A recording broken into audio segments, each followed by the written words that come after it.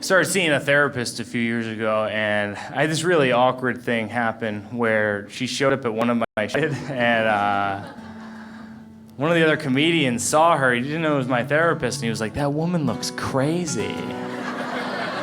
It really hurt my feelings, you know. I felt like he had made fun of my mom, like he had told a yo therapist joke. Like, yo therapist so crazy, she interpreting her own dreams. Yo therapist so cheap, she already spent yo copay.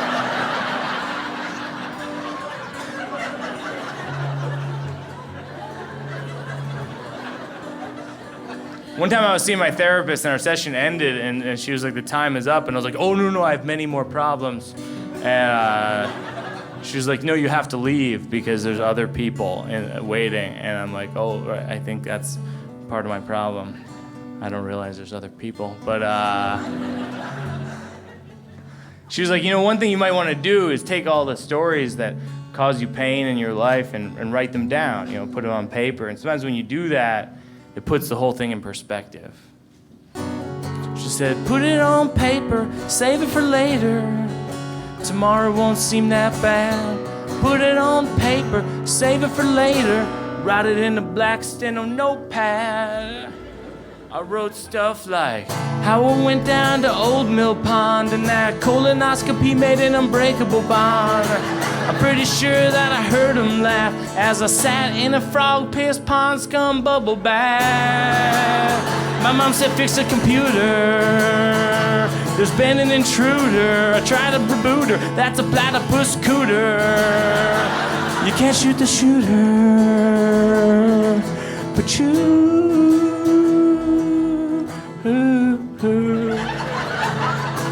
Then I play golf for charity, and they said, who's our celebrity? I said, I think that it might be me. Sorry, that's Giuliani.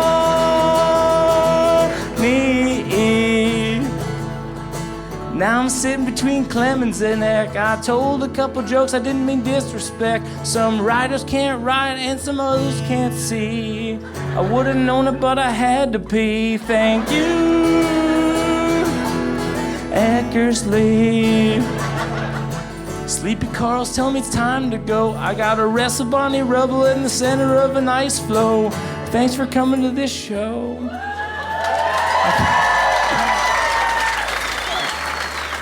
I think it went pretty well.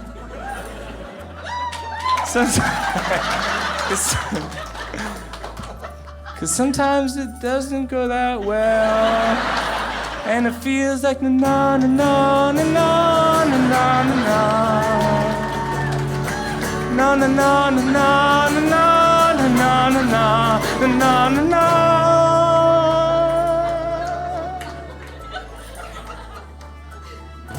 If you ever have a story where you should have said nothing, just put it on paper and save it for later. I think you might be surprised.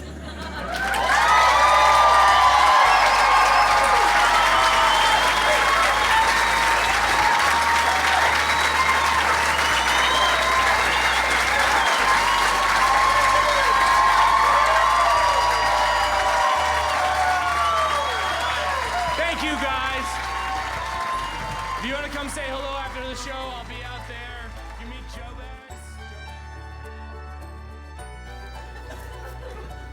I don't know, it was really fun to watch. You ever watch the Telemundo soap operas? You ever seen those? Those are Telemundo Internacional. You read clicking, I mean, it's hilarious. I mean, Telemundo, you see those highlights of Menudo.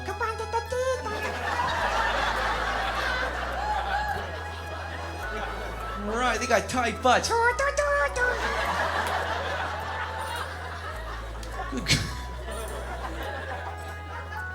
I mean, my parents watch Telemundo all the time, but I mean, I can't even understand them. I mean, they talk so fast, you know. Dita manito de seda manito de cuota nanita de seda manito de cuota nanita. Dita manito de seda manito de cuota nanita de seda manito de cuota nanita de seda manito. Oye, teléfono. Hola, Cristina. Sí. cochino puto. Si te menito de cotenelito de...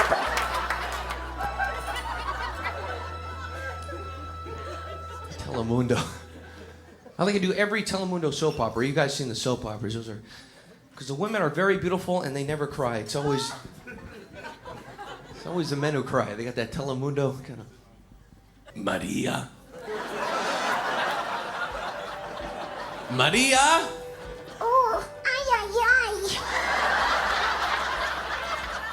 Oh, ay, ay, ay. Maria? Maria?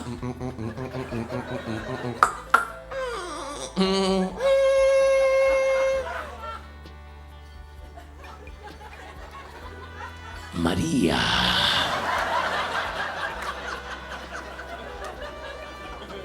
Fernando, mi amigo.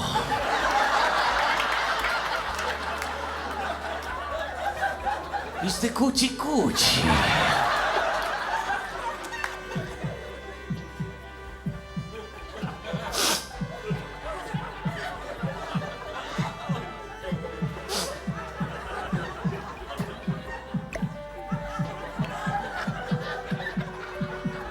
Juanito. Cállate.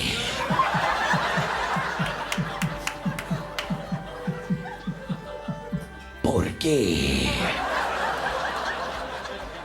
¿Por qué, María? Juanito. Ay, ay, ay. Fernando. Muy grande.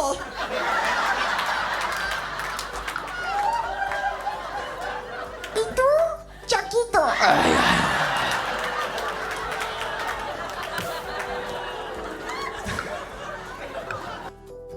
I would do anything for my wife, but I'm not a romantic person. I wish I was. There are moments when it's glaringly obvious.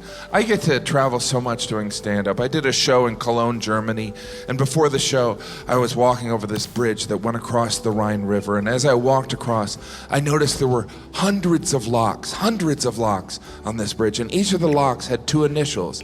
And it was apparent that couples had put their lock there as a symbol of their relationship.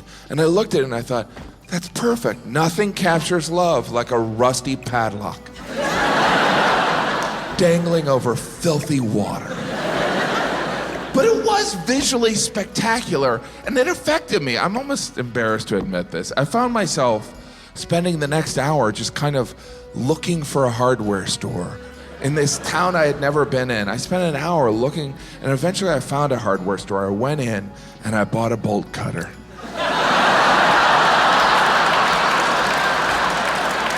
And I went back and I started snipping off the locks. And with each snip I said, it's over. Over. You're free. And people were giving me dirty looks. Now, what a grand romantic gesture, right? But you know the first guy who did that was a psycho. Like his partner or girlfriend was not a willing participant.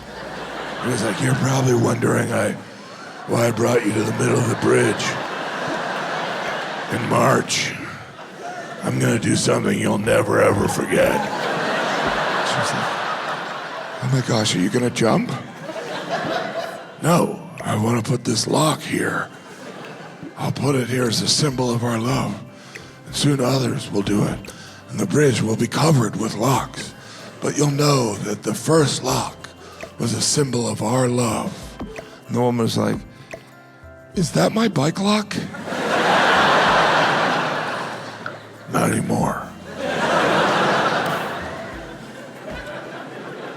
Jim, that's a sad story. Here's everything. I'll tell you what, I grew up in America, and I know before the lawyers took over, where if a kid wanted to maim himself, we had a lot of ways of maiming ourselves. Remember BB gun fights? Remember those? What do you shoot beer cans for about an hour, and one kid goes, you know, we can shoot each other. And everybody in our neighborhood had them CO2 gas-powered pistols. My mother gets me a Daisy 1 pump. Familiar with that? Guys know what I'm talking about. Went about 6 feet with an arc. Hit a sparrow in the head once, didn't even wake the bird up. Buddies had them CO2. Them things go through concrete. My Daisy wouldn't penetrate Cool Whip. And my dad calls me up, wanted to buy my son a BB gun. That's what he said. Can I get you boys BB guns? I said, yeah. And pick his little brother up a set of glass eyes.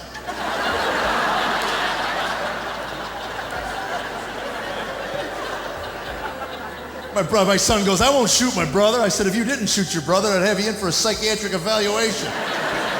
I shot my sister so many times, she told her husband that her cellulite was BB wounds for me.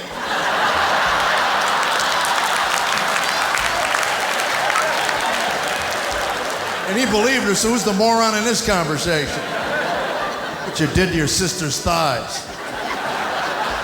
Bing.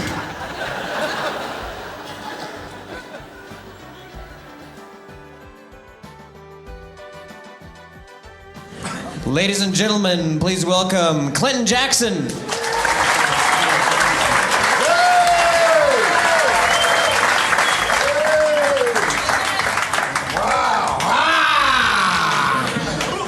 Oh, Denver, it is so nice to be here in Denver. You know Denver's gonna be a good time even when you're flying in.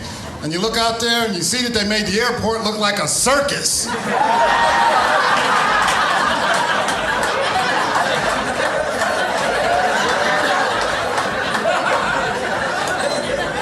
They can't land fast enough for me. You know what I love most about being here is that you're friendly. You speak to each other, and you guys speak like you mean it. And it throws me off. When I walk by somebody and they go, hey, how you doing? Hi.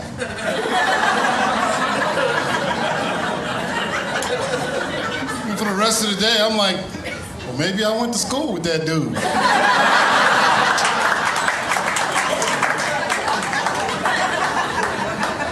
What are you doing out here?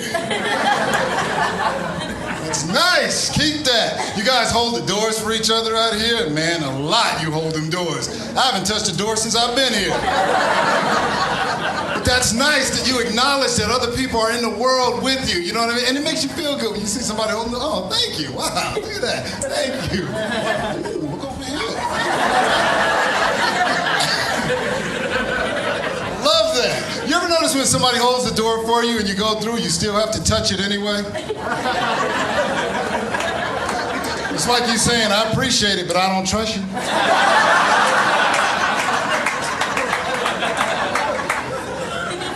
You know what kind of door slamming freak you could be?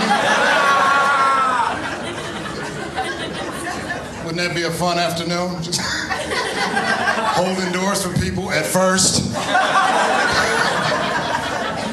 And they go through, wham!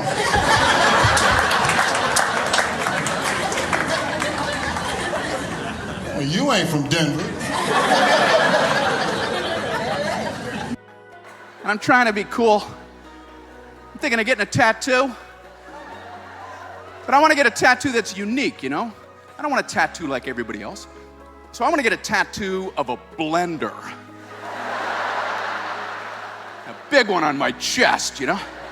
Then when I go to the public pool, take my shirt off, everyone will be spellbound. They'd be like,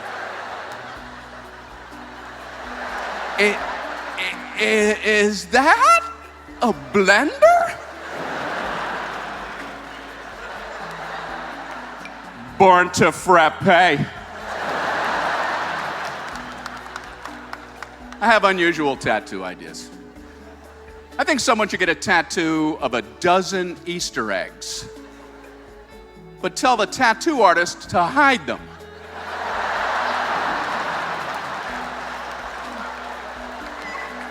You get back in shape, you might find a golden egg.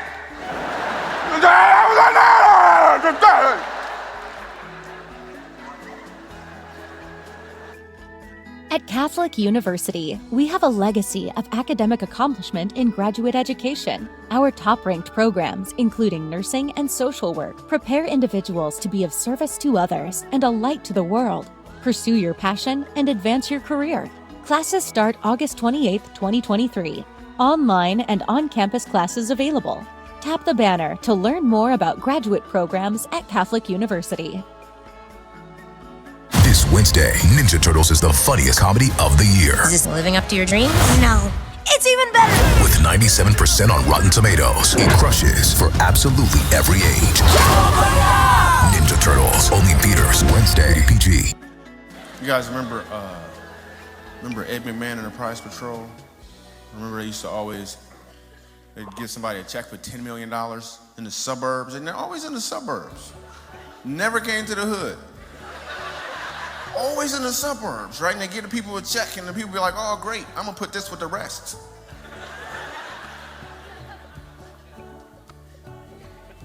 They always do the same thing, too. First, they walk across the green grass. It's all fluffy and bouncy.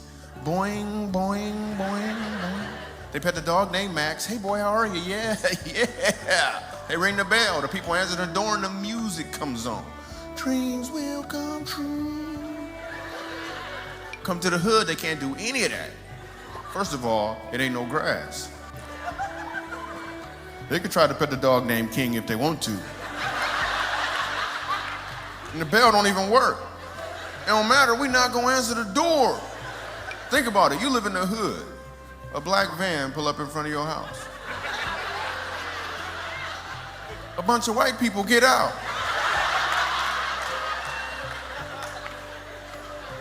One of them got a television camera.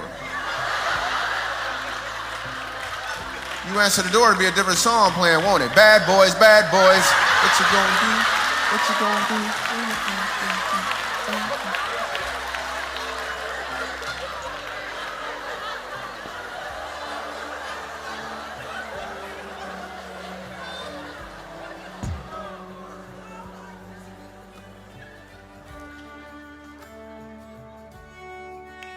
So Abby and I start planning our wedding, and this goes on for months and months of very specific things, locations and dresses and flowers, and I know this isn't gonna happen, and my breathing gets worse, and my sleepwalking gets worse, and Abby can sense it, and one night she just doesn't come home. We were supposed to meet up for dinner at 8, and it's 9 and 10, and she's not picking up her phone. It's 11 and 12, and I'm frantically calling everyone we know, and no one knows where she is. And it's 1 and 2, and I just start wandering the streets of our neighborhood aimlessly, hoping that I'll find her. And at 3:20, she walks in the door, and she's crying, and she's drunk. And I say, Abby, where were you? You have to call. And she said, if you're not gonna marry me, then I have to figure something else out. A few weeks later, I moved out, and it was for the best. You know, she met someone else, and they're still together today, and I met someone else, and we're still together today. But the biggest difference was that my new girlfriend was not okay with the jackal.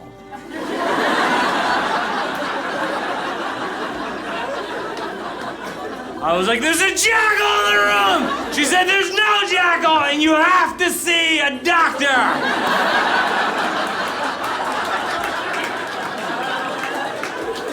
And I said, I will, but right now, I'm really busy.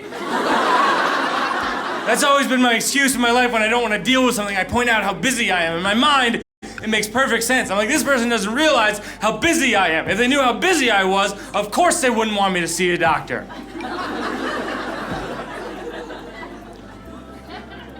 One night we fall asleep watching the movie Fight Club. You can see where this is going. If you haven't seen the film, there's a scene where Edward Norton's hand is held down by Brad Pitt, and Brad Pitt is gonna pour acid on his hand, and I had a dream that that was my hand. And I pulled it out of the way, and I sprinted out of our bedroom, and I sprinted out of our apartment. I even threw a chest of drawers in my wake, like in an action film, because I knew Brad Pitt is very cunning. And I sprinted down the hall, and I hit the elevator button. My girlfriend runs out, and she goes, Michael, you're dreaming! And I was like, Brad Pitt!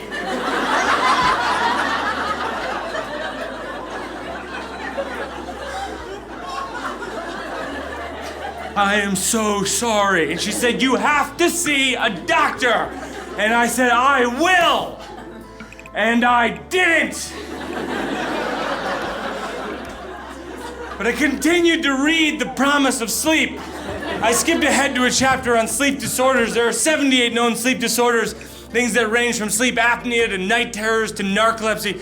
Narcolepsy is terrifying because there are people who fall asleep at any time for any reason. There are female narcoleptics who fall asleep the moment they reach orgasm. I was thinking you could call these women men.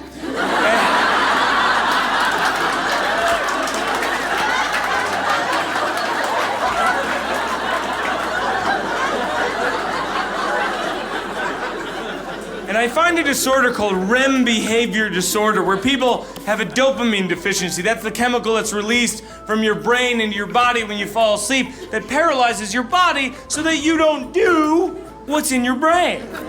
People who have this are commonly running away from some kind of demon or wild animal or jackal, and people who have this in rare instances have been known to kill the person they're in bed with while remaining asleep. I know. So in other words, a guy would have a dream that there's a burglar at the door, and he would take a bat and he would beat the burglar to death, and he would wake up and it's not a burglar, it's his wife, and she's dead. And I read this and I thought, maybe this is what I have. And I still didn't see a doctor.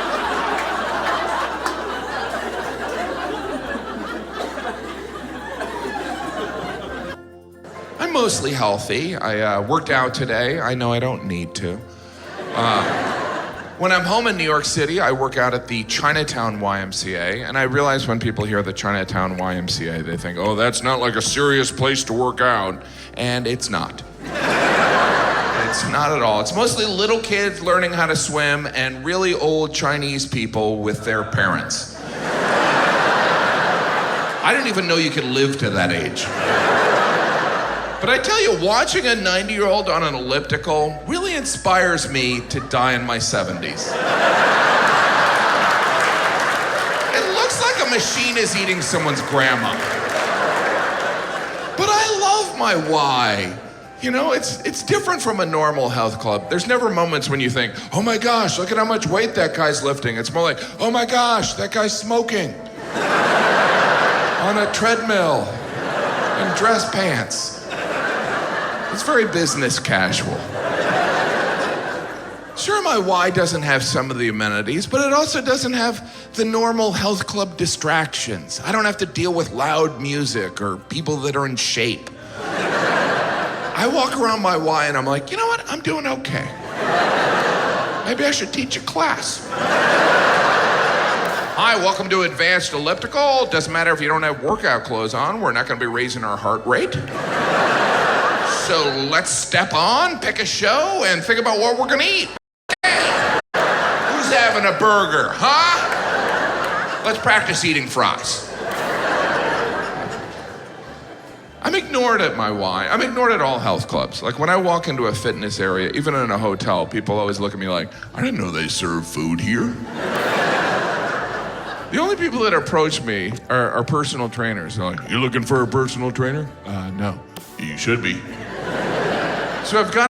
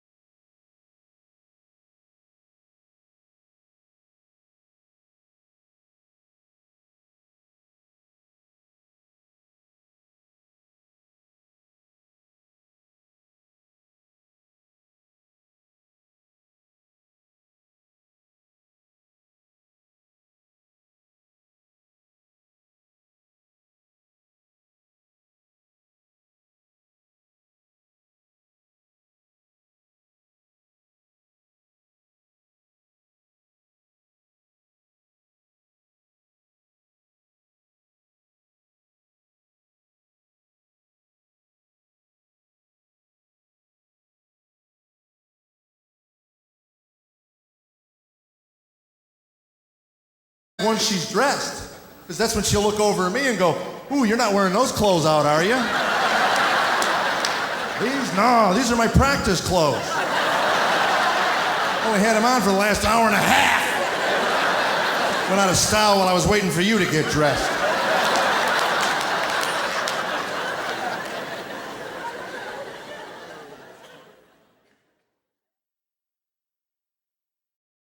When you grow older, you start having your birthday party games. Pin the tail on the donkey. There's a good safe game for kids. What are adults thinking? Hey, we're having a whole bunch of kids over, big party. We're gonna blindfold one, give him something sharp, spin him around and let him go. Go, Bobby, with the pen, just run amok. And like, poking it around. What are those noises? Those are puncture wounds, Bobby, stop. We made a horrible error. Kid's running out the door. He missed the donkey and got my neck. He pinned the tail on my neck.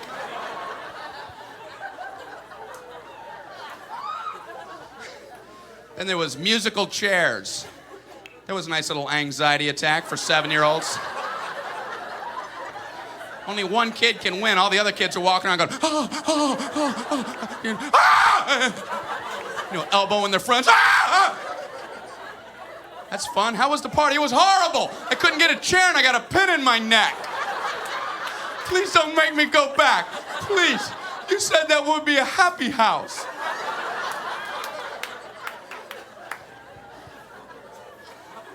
Musical chairs. Do you remember the first time you saw the chairs lined up like that for that game?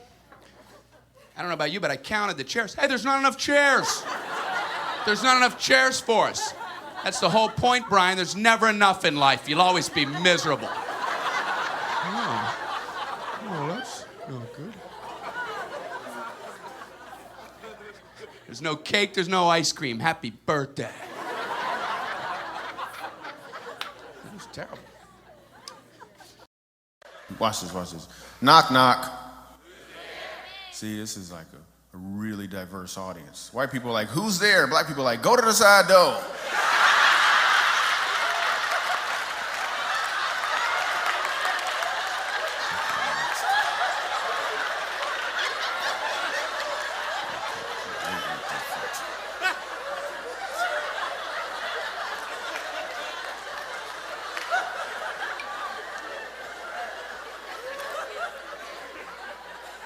We do a lot of things different. A lot of things. Two white guys walking down the street right toward one another. You make eye contact. You don't really want to speak, so you make some sort of gesture. What's that gesture? Exactly. You smile. Tilt your head down. Brothers, we do just the opposite. We frown. Tilt our head up.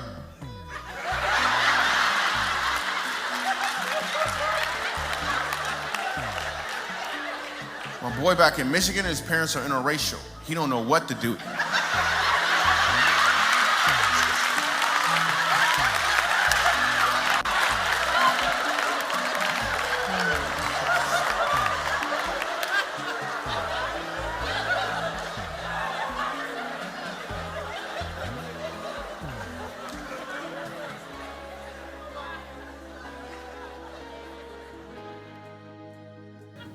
Joe Bags is very into justice. I don't know if you have anyone in your life like this. Like, we went to the U.S. Open, the tennis one last year, and I bought there's two of them. There's like a golf one and a tennis one, right?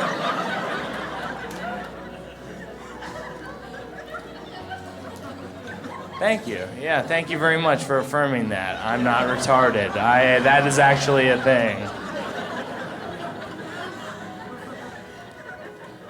People thought I was retarded when I was a kid, incidentally, and for a lot of reasons. And one of them was that I couldn't pronounce my own name correctly.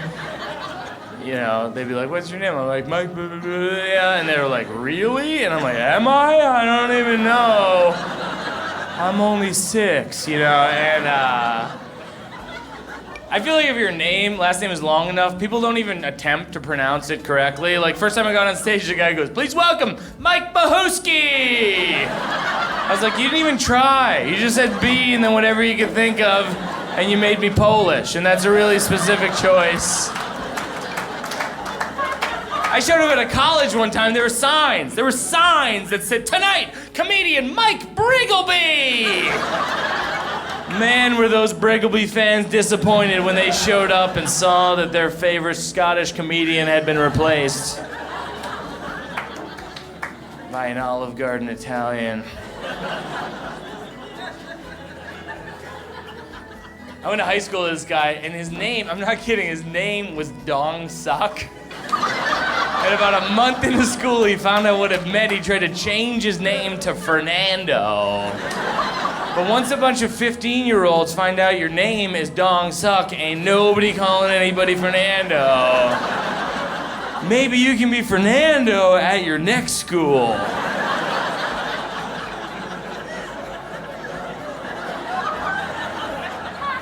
So I'm at the US Open with Joe Bags, and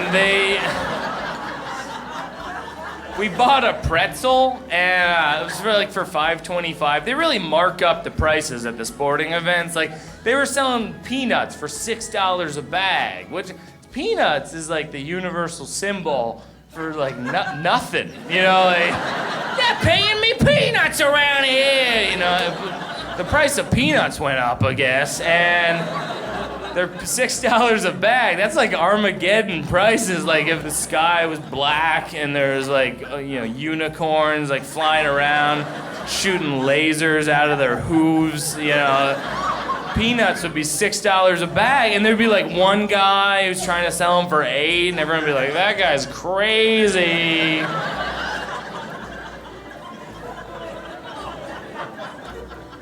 Bought a pretzel for $5.25 and it tasted like garbage. Like, I'm not even exaggerating. Like, it seemed like they went to a landfill with like a mold or whatever. I don't know how you make pretzels, but then there's just like, and off to the open, because when I tried to put it in my mouth, like, it rejected it. It was like, this is not food,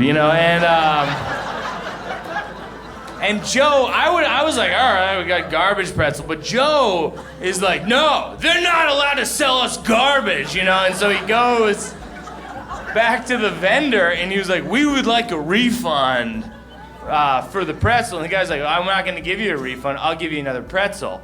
Joe was like, all right, we'll take the other pretzel. It turns out it was from the same landfill, because it was just like, this is not food, And so Joe gets real tough. He goes, you either have to give us a refund or you have to eat the pretzel. And he gave us a refund. Oh yeah. That's the power of Joe Bags. Earn your MBA or Master of Accounting degree from Loyola University Maryland's Selinger School of Business and grow your network. Through full-time, part-time, or fully online programs, you can gain access to the influential Selinger Alumni Network while working alongside the region's most driven and committed professionals, preparing you to be more than ready, Loyola ready. Tap the banner to learn more.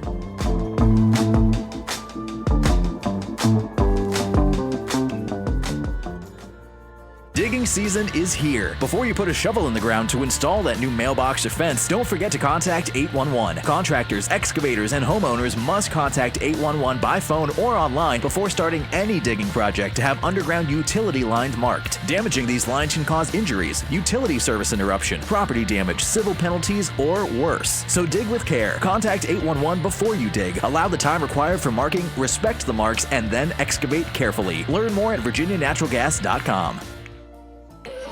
And I'm bad like the Barbie. I'm a doll, but I still wanna party.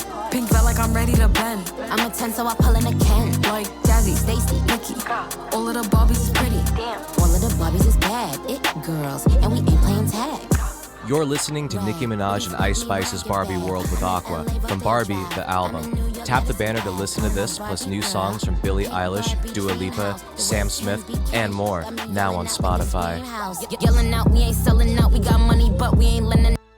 I was recently given a gift certificate for a massage, which I will never use because I am not one of the Real Housewives of Beverly Hills.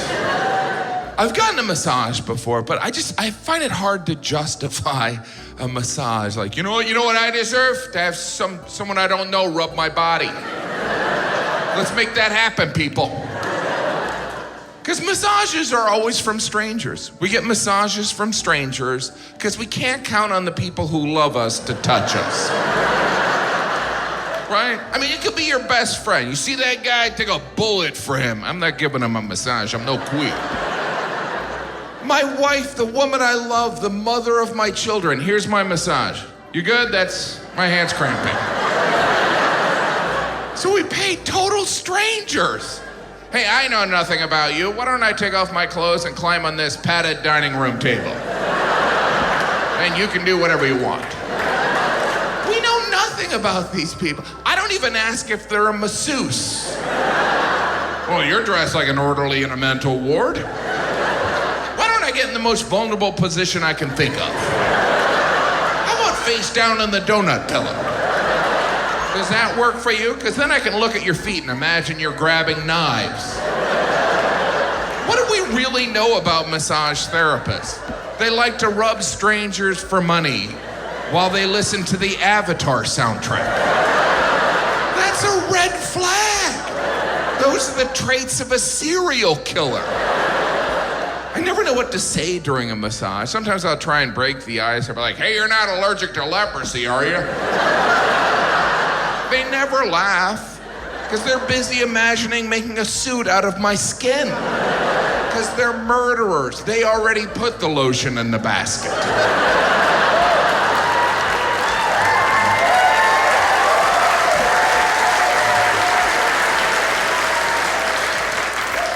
I don't even know what type of massage I'm getting when I get a massage. They're like, do you want a deep tissue, a shiatsu, or a Swedish massage? I'm like, I'll take the blonde. I don't know.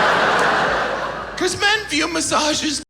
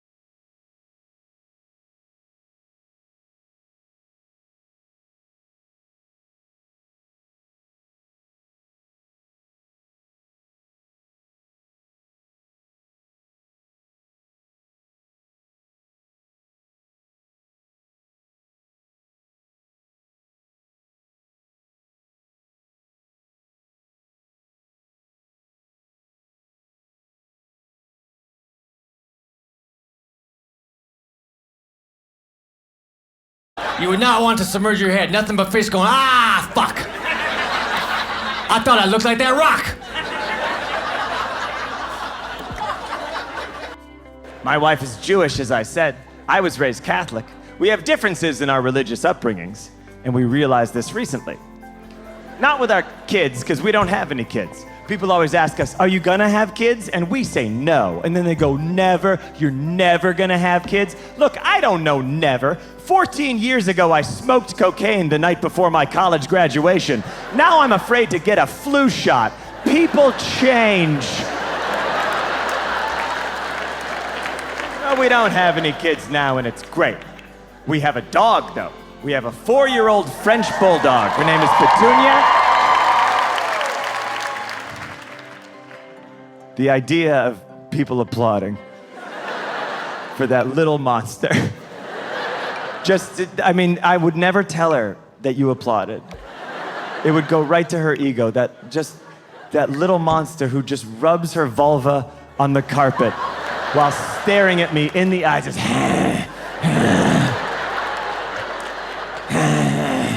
I know her vulva itches and she needs to rub it, but the thumping of the back paws, it's upsetting. I'm just kidding. I love Petunia very much. She's one of my most favorite people I've ever met in my life.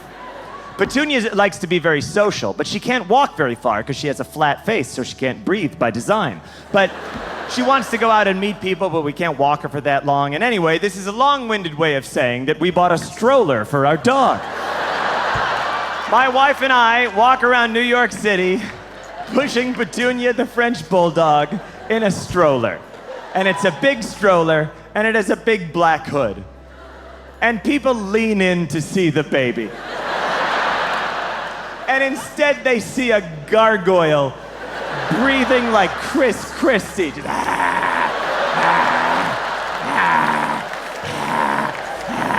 her paws are sweating.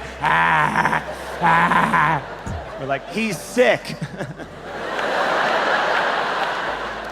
But religion came up with Petunia recently. My wife and I were talking about cute things that Petunia could be involved in. And I said, oh, what if we got like a biblical painting done with Petunia in it?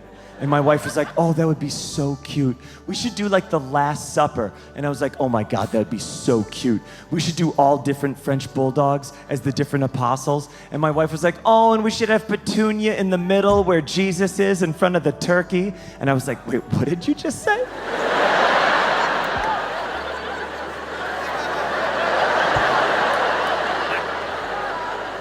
Did you say the turkey? And my wife said, yeah. Yeah, why? And I said, oh. I said, would you just answer me one question? Do you think that in Da Vinci's The Last Supper, that Jesus of Nazareth is sitting in front of a turkey? And my wife said, yes, I do. And I said, thank you for your honesty. Would you just one more follow-up question? So then, what do you think they're celebrating? What do you think those guys are celebrating? And she was like, okay, I get it. I don't get this shit because I wasn't raised Catholic, and I'm fucking glad I wasn't because it's a fucked up organization. I said, oh, no. We all know that. But what do you think those guys are celebrating?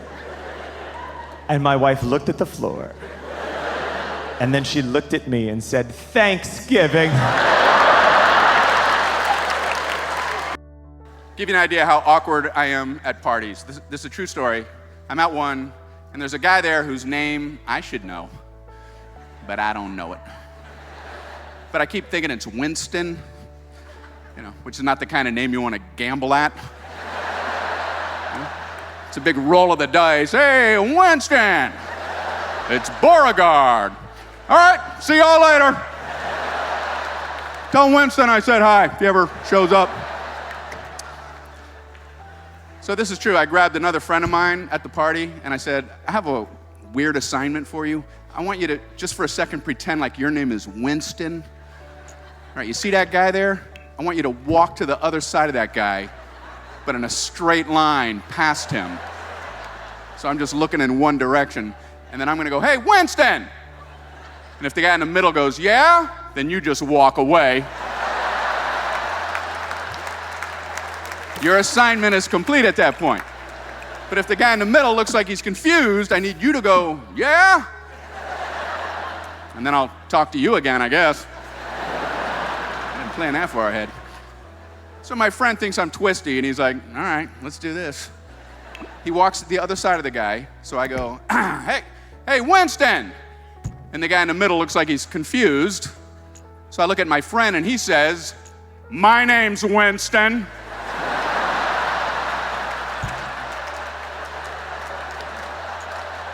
Yeah, terrific. I was looking for any random Winston. Your name's Winston? Come on over, let's have a chat. I'm in the mood to talk to a Winston. In a little while, I'll be wanting to speak with a Gwendolyn. If that's your name, get ready, I'll be making the announcement shortly. I had one line and he blew it. His line was, yeah. That's all he had to yellow highlight.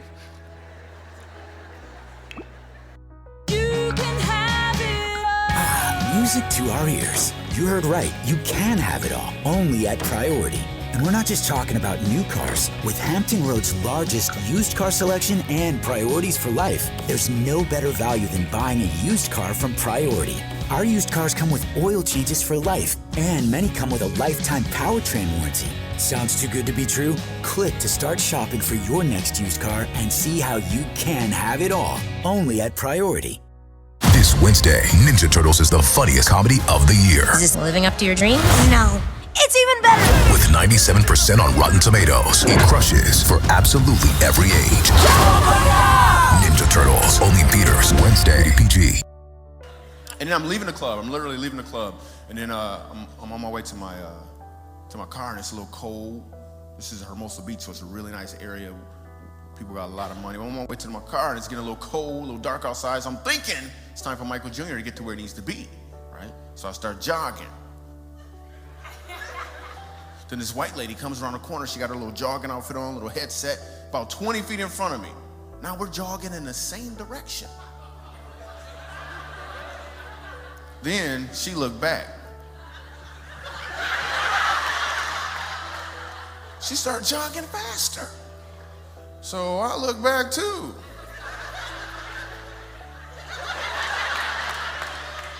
I didn't see anything back there. I figured if a white person's scared of it, Michael Jr. is scared of it too. So I started jogging faster. After she looked back again, she took off in full stride.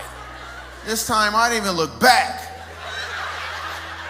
I turned on the gears too, and I could have easily passed her up, but I'm thinking, no, I can't just leave this defenseless lady out here by herself. Whoever back there gonna get her. So I yelled up to her, is that as fast as you can run?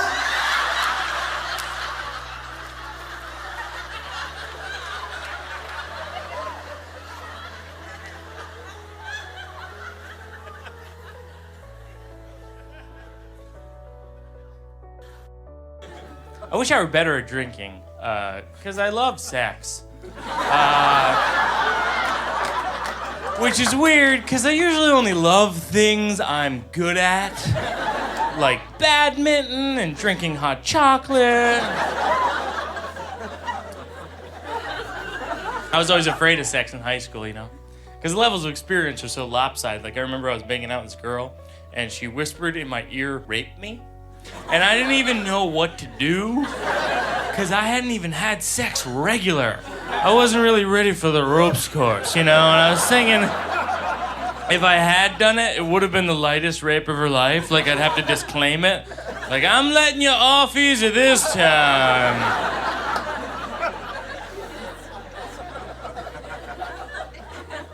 But sex is weird, you know, it's like tennis. Like, you need to find someone of your own ability.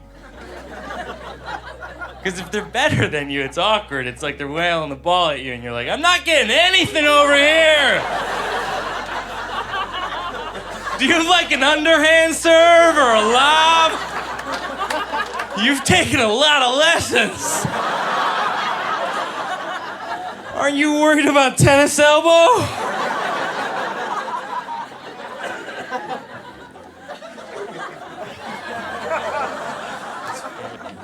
Some people are very confident about sex. They videotape themselves, which I've never understood. After I have sex, all I can think is at least no one saw it. That's why I get so uncomfortable when I watch this show. There's this show, Real Sex, on HBO. It's like this documentary sex show. It's like these unwieldy, middle-aged couples, like, masturbating in a circle in a mountain somewhere. And I just know in 5 years from now, they're gonna come to their senses and be like, I wasn't masturbating on television, was I? Oh, no! I didn't high-five penises with the instructor, did I? Oh, dear God!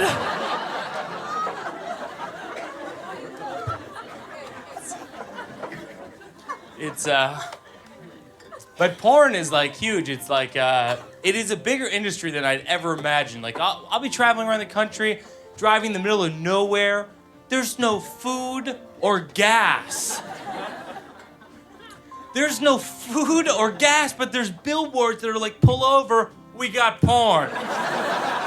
And there's so many, there's actually billboards next to those that are anti-porn. I saw one, it said porn destroys lives. For a split second, I thought that was a specific type of porn. Like, I go in and be like, do you guys have that porn that destroys lives? It's kind of my thing, you know, seemed interesting. They're having everybody has watched porn at this point. Even the panda bears are watching porn. At the zoo here, at the National Zoo, you know that they're having a hard time getting the pandas to mate because the male pandas like eating more than they like mating, which I can understand. If I were a panda and I had to have sex with another panda, I wouldn't be that excited either. I'd be like, oh great, she looks exactly like me.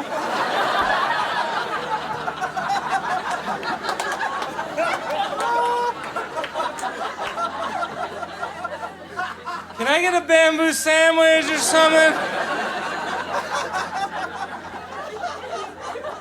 So what they're doing is they're showing the pandas porn to get them to mate, and I want to know, is it panda porn, or is it human porn, or is it humans dressed like panda porn, which is some kinky panda porn that I might be interested in if it destroys lives. If it's human porn and I were a panda bear, I'd be like, yeah, I'll have sex with her. I'm sure I'm gonna her. And if it's panda porn, how think those pandas have sex with each other in the movie? Let's get that director on board. And that lead panda actor, the John Holmes of pandas.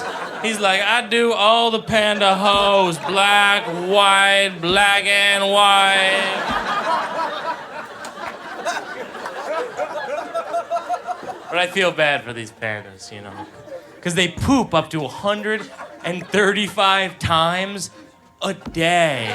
That's got to be hard to have a serious conversation. You're like, honey, we need to talk. Oh my God. Go behind a tree or something. I know we're bears, but come on. Oh, there goes me. Sorry about that.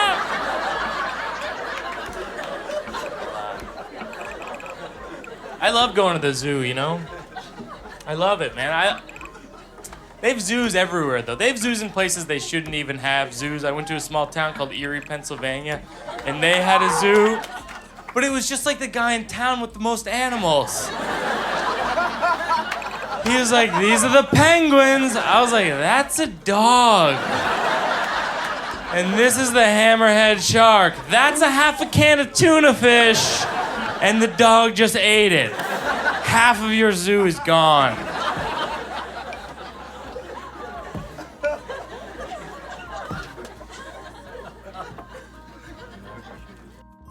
My wife hates that joke. And I love her, but not enough to get rid of that jerk. I would do anything for my wife. I'm aware of that. But there are people that are more romantic. Prince Edward abdicated his right to the English throne for the woman he loved. Isn't that unbelievable? He was forced to choose between the woman he loved or being king of England. And that idiot chose the broad. Now, I'm sure in that moment it was the right decision, and I'm happily married, but even in the best relationship, each person has thoughts where they go, I've made an enormous mistake. But we never thought I could have been king of England. Do you think Prince Edward really ever got over that? Every time he had to empty the trash, he's like, the king of England doesn't have to empty trash. The King of England can chat with his ex on Facebook. Can you imagine what kind of news event that abdication was in the UK? There must have been, he's gone mad. We should get him to hospital. Jim, your British accent is getting worse. Why wouldn't you take 5 minutes and learn a good accent? It's just lazy. It's just lazy. My wife's pretty amazing. She is better at things, and I'm not ashamed to say that. Like her guilt trip, legendary. My wife is half Catholic, half Jewish, so her guilt trip is like a superpower. I walk in a room, she looks at me, and I feel horrible. And that's called love. We've been together so long, I will get angry about a guilt trip she hasn't even given me yet. I'll be like, I'm gonna watch the football game. She's like, okay. And I'm like, 'cause I want to.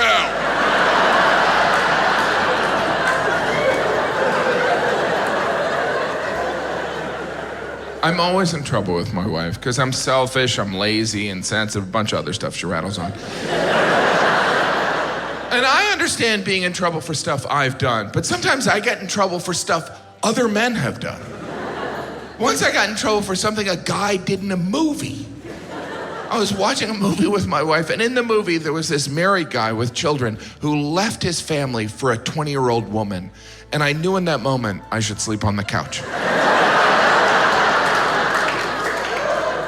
And the movie ended, and my wife looked at me, and she was like, why would someone do that? And I was like, it was in the script.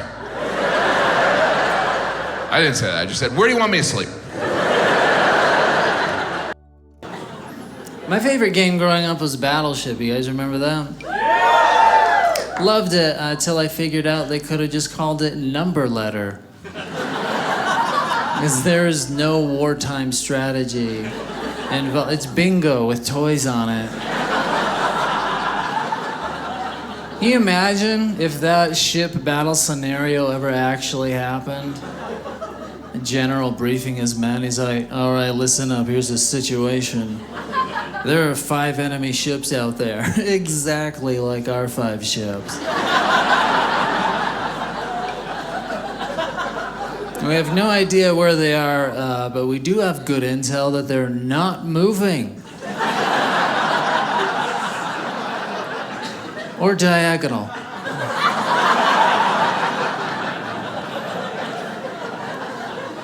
So when you fire at them, I just guess. I don't know. They'll fire one, stop, let them fire one back. This is a war, we take turns. Oh, and every time after we fire a missile, we need to ask them how it went.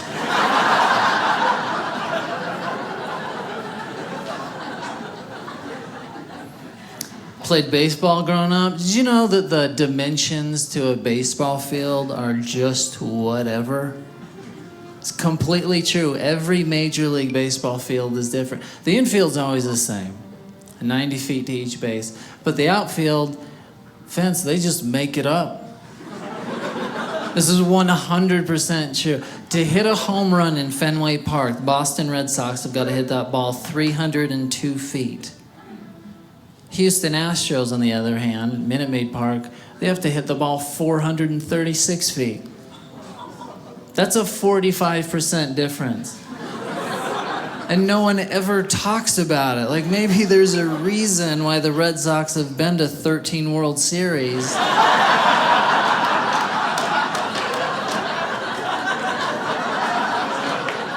And the Astros were swept in one. It's like, hey guys, there's no rule. Move in your fence. Make it easier on yourselves. A 45% difference. Can you imagine if any other sport just decided to start doing that? There'd be an uproar, right? You see that excited NBA coach? Hey, great news, guys. We're playing in Chicago this week. The rims there are only 5.5 feet tall.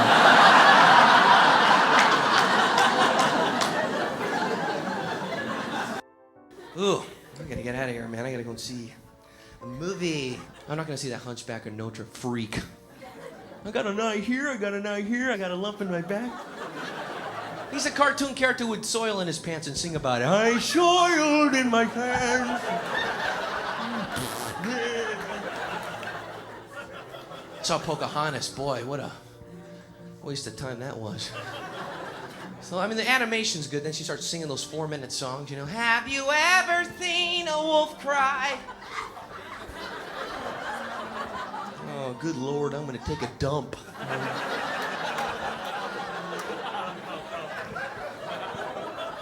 Musicals don't really happen in real life. That's why I don't like them too much, you know. Well, yeah, like you're really hanging out with your friends and music comes out of nowhere and your friends start dancing. Let's go!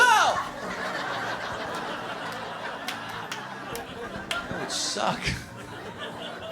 You hanging out with your buddies. Hey, can I come to the party, man? Can I? Hey, man, Bob, you can't come, man. You got drunk at Freddy's out this week, man. You're a street rat. Street rat, riff-raff. I don't buy that. If only they look closer, would they see a poor boy? No, siree. Hey, shut up. You shut up! Come on, Abu.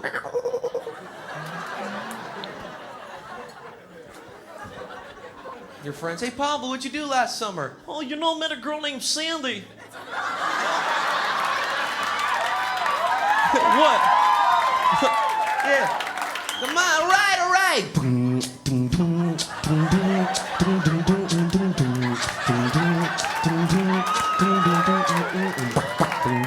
All your friends go, oh, no.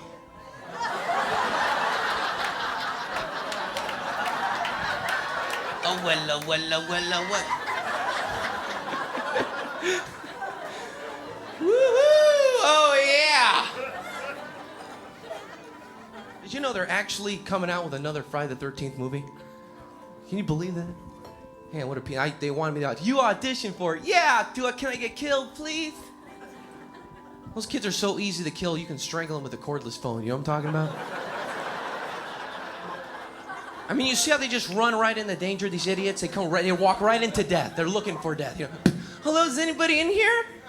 Hello? Shh. Come on, you guys, this ain't funny. Shh. Billy? Shh.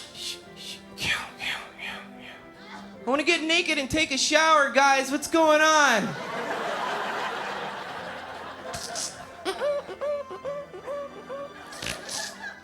Someone's behind that door. Shh. Kill.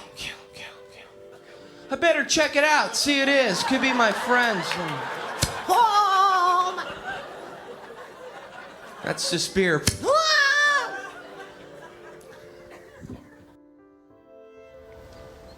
This summer is all about Franks.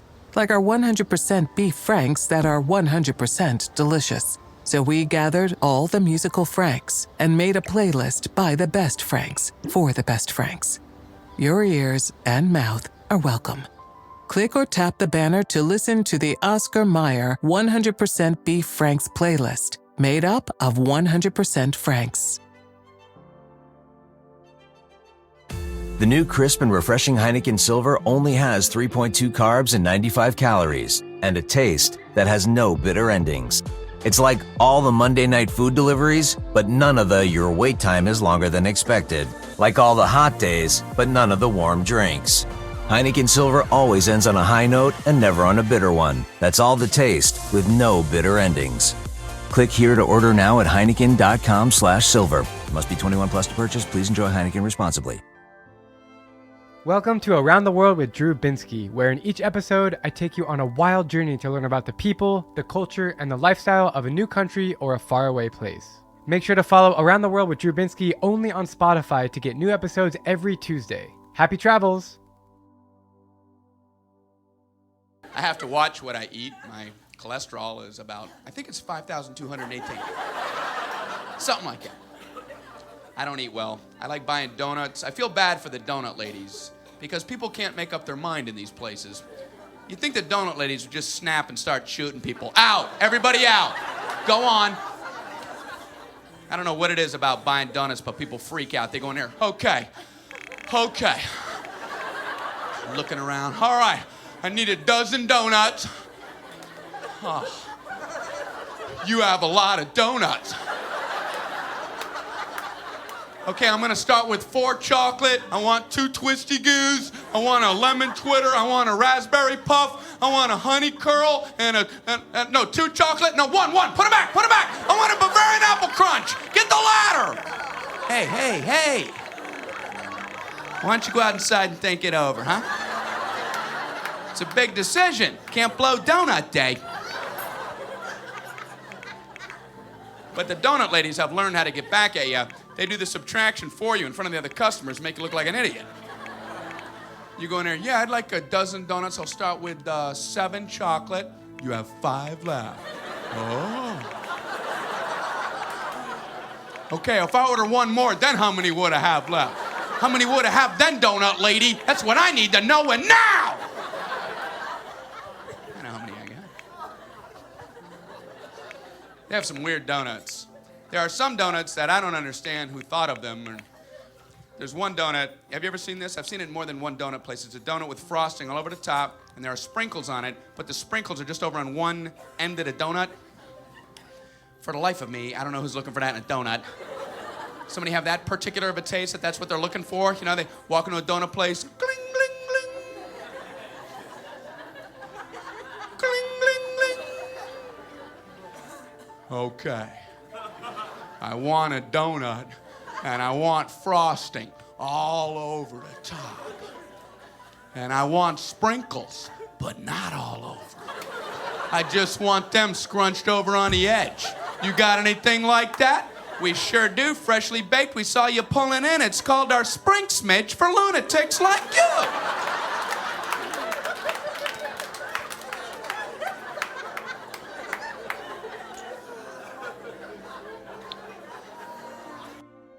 Now we're at my favorite part of the show. This is my favorite part of the show. This is like my favorite part of the show. I need somebody to help me. Sir, what's your name? Right there. Joe. Really? That's your name? Or is that your club name? That's your church name is Joe, for real. What's your last name? What's your last name? Martin. Cool. Who's your social security number?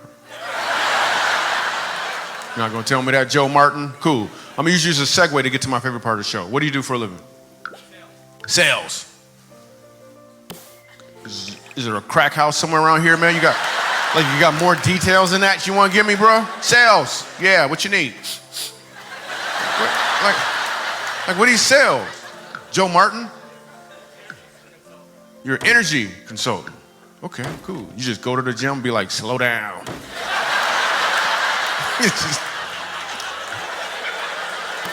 You need a life coach.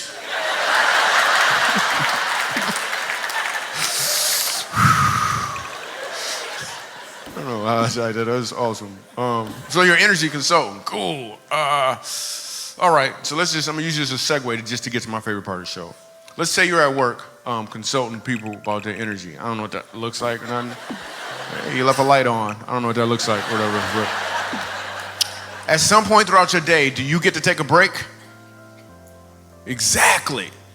I've been up here for 30, 40 minutes. Now I'm on break. Let me explain to you how Michael Jr.'s break time works. If you've never seen this before, this is how it works. My job is to do stand-up comedy. Now I'm on break.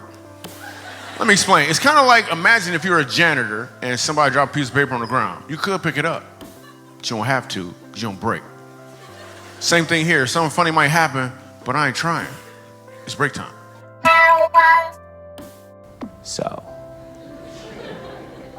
10 months into my relationship with Jenny, she invites me to meet her parents. And this is a tricky time. At this point, our relationship was intense but casual, which is a dangerous relationship cocktail. And it was a hard thing to organize because I was away probably 5 days out of the week. And so we found a Sunday where I was coming back from a 5-day stint in Texas, which was awful because it was in Texas. And that's not to say I dislike Texas entirely. It's such a large thing to dislike. And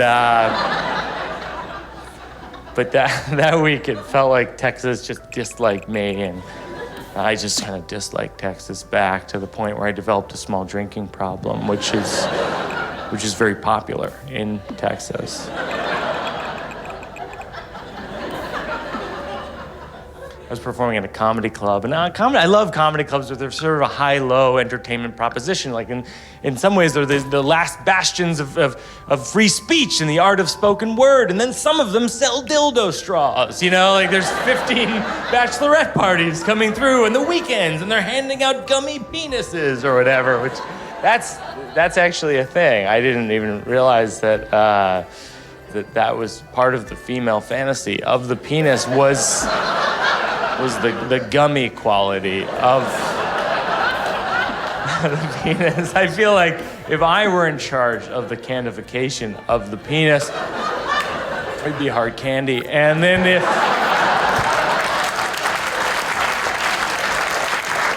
if you suck it down to the gummy part, then you just sort of put that off to the side. But that's not my job. I leave that to the experts, but I just do the comedy part. But I was performing at this club all week, and after the Late Show Saturday night, I was approached by this bachelorette party that had one of these sort of novelty sexual checklist things, and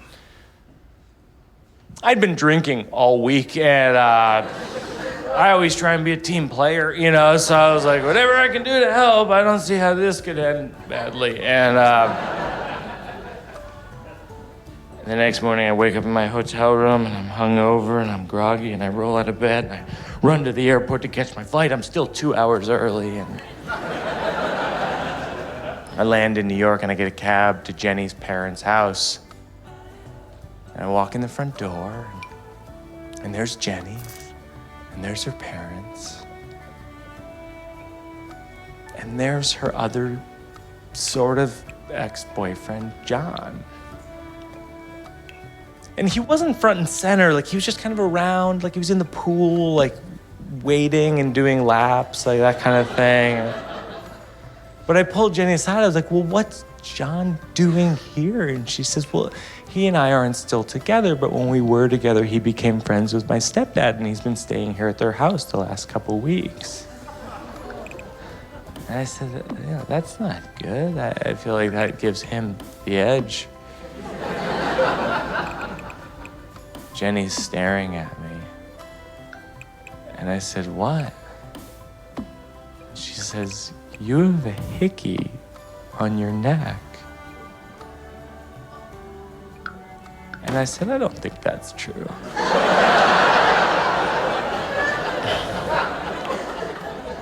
And I glanced at the mirror next to me and realized that, in fact, I do have a hickey on my neck. And I said, I'm really sorry. And she says, where is that from? And I said, there was this bachelorette party, and I was drunk.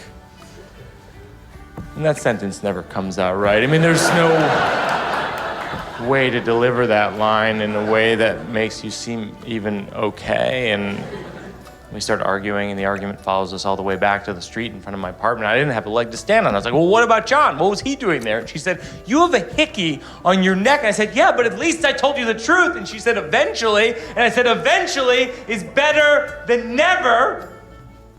And then she'd kneed me in the balls. I don't know if you've ever experienced this before. I'm sure half of you have not.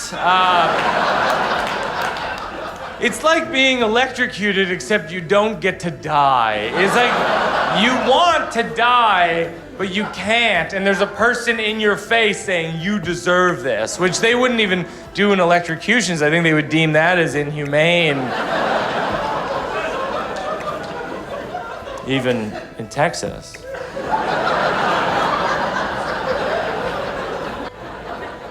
Out of my way! Because everyone turns into a jerk in an SUV, like, I don't need a blinker! Remember 15 years ago when they were like, stop buying SUVs, everyone. They're wasteful and bad for the environment. And we were like, okay, I'd like to buy an SUV. No, I have a reason. I don't care. I don't own an SUV. I don't even own a car because I'm a good person. No, I live in New York City and I have 5 kids, so I just have them carry me around. I know nothing about cars. I come from a car family. My dad loved cars. My brothers love cars. They talk about cars. They go to car shows. My brothers pay to look at cars they will never drive. And I thought strip clubs were weird. Most of the accessories are wasted on me. I've never used cruise control. The heated seats, I always feel like I just wet myself. Oh, this is nice. Can we swing by the emergency room? I think this is also a symptom of a stroke. When I go home to Indiana, I always rent a car. My brother Mitch is always like, what kind of car you rent? I'm like, it's blue. Is that 4 or 6 cylinders? Blue. I do know that the most manly form of transportation is a pickup truck, because my brother Mike has a pickup truck and he's a real man. And at this point, pickup truck commercials give me anxiety. They're like, you can tow 1 ton, you can tow 2 tons, you can tow an aircraft carrier. Why? Why would you need that? I only see it going to Cracker Barrel.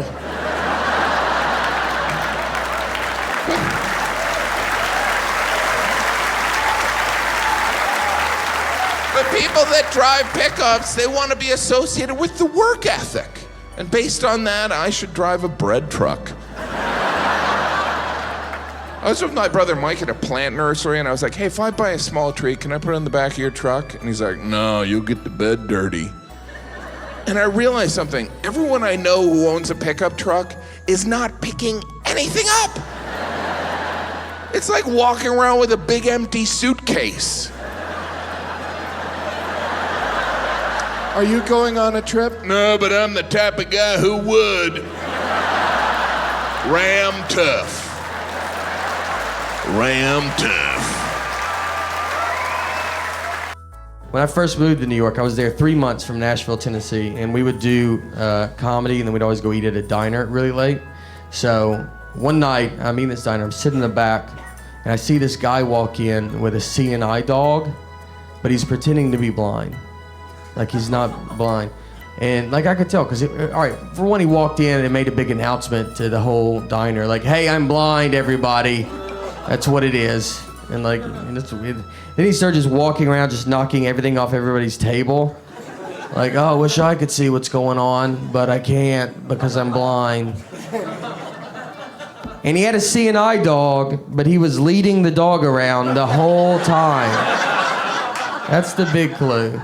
That's when I was like, it doesn't work like that, all right? I don't think the dog builds confidence and is like, look, why don't you do this one on your own, all right? Yeah, I'm right behind you. Just go in there. I just want to... I'm watching all this happen. I'm getting furious about it because, like, I just moved to the north from the south. So I still cared about people at this point. So I was like, I got to put a stop to this because in my Mayberry head, I thought this was New York's biggest problem. So they kick the guy out. I get outside. He's across the street. I walk over to him and I was like, hey, what's wrong with you, man? Like, why would you pretend to be blind? You know, how would you feel if you really were blind? And he was like, well, how would you feel if you were blind? It's like, all right, I don't even know what you're talking about at this point. And then that's when he sprayed me with mace. And it wasn't just like, I hope I hit him. It was like both eyeballs directly, that accurate. Like the bridge of my nose wasn't even wet. That's how good he was.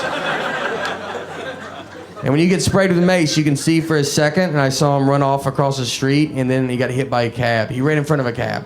Like, he didn't hurt it, like he just fell into the sidewalk. But it was like enough that I was like, I saw that cab. He definitely should have seen it.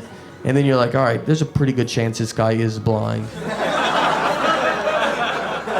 You know, maybe it's his first day or something. I don't know. Like,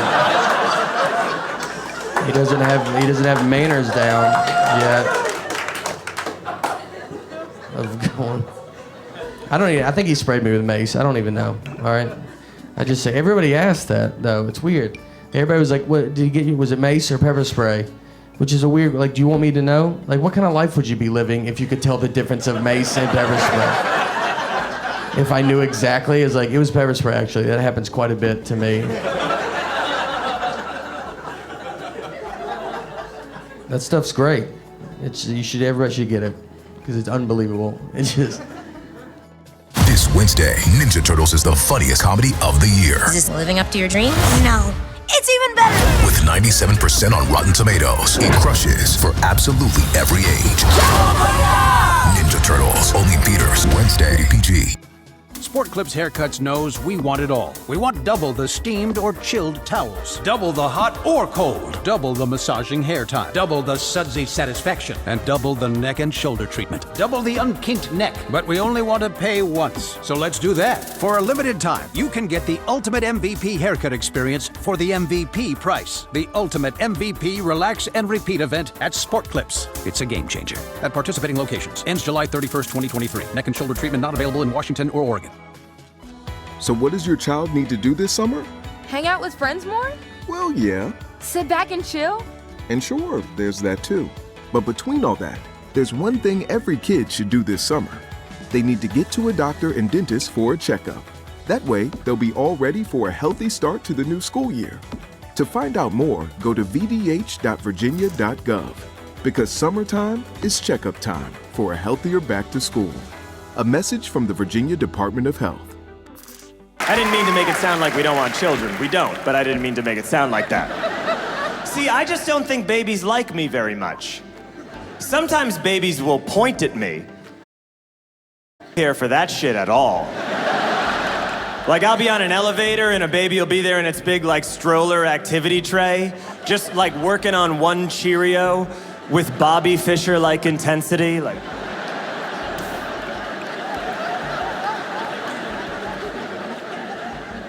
And then he'll look up at me and go. I like to lean in and go, "Stop snitching, motherfucker," and then walk on. Because you're never too young to learn our national no snitching policy. My friends have babies and I don't do so well with them. I had a run-in with a 2-year-old girl. I know there are better ways to start that story, but... My friend Jeremy has this 2-year-old girl, and I really like her. She's a sweet kid. I really like his daughter a lot. But I was over at his family's house for the 4th of July, and he had his daughter on his knee, and it was a very lovely day. His whole extended family was there, and he was bouncing his 2-year-old up and down. And he pointed at me, and he said to his 2-year-old, "Do you know who that is? That's your Uncle John." And I was like, "Oh my God, that's so sweet. I'm her Uncle John." And then the baby pointed at me and said, "Uncle John has a penis." I thank you for laughing, because no one did that day. Fell deadly silent is what they all did. Hey, do you know what you're supposed to say when a baby points at you and knowingly says he has a penis? No, I'm asking, because I don't know what to say in that situation. Here's what I went with that day. I said, "Oh, come on." I don't know, I thought that'd be good. But then it just made it worse because it sounded like the baby and I had an arrangement not to talk about it, and she had violated my trust. Like the baby had been like, "Do you have a penis?" And I was like, "Yes, I do, but you're a baby, so discretion is key." And then the next day she goes, "He has a penis," and I go, "Oh, come on. Someone can't keep a secret." Luckily, Jeremy's wife saved the day. The baby's mom saved the day. She came in and she picked up the baby and she was like, "It's okay. She's just going through that phase where she says penis and vagina a lot. Aren't we all?" And by the way, it would have been a totally different situation if the baby had said vagina. Like if a grown woman had walked in the room and the baby had been like, she has a vagina, the woman could be like, yes, I do, and it's magnificent, and we would all be like, hooray! You are brave! No one wants to applaud the penis of a 32-year-old weirdo.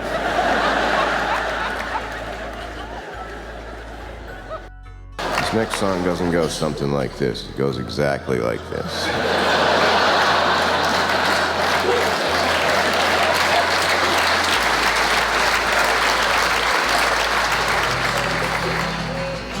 Eddie was a friend of mine.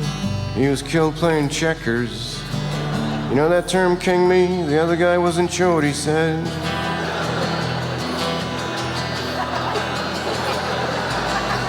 Phil was a friend of mine. He was killed walking into a walk-in closet. He was walking way too fast and way too far.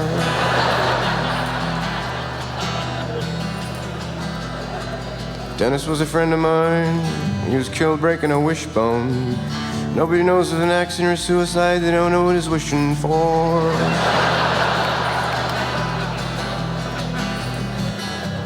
Bob was a friend of mine.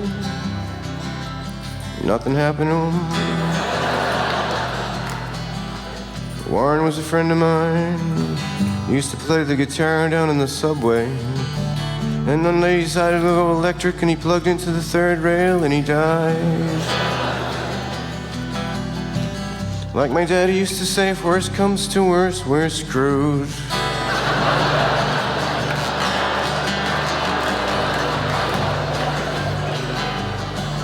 He told me to think of the sunset from the sun's point of view.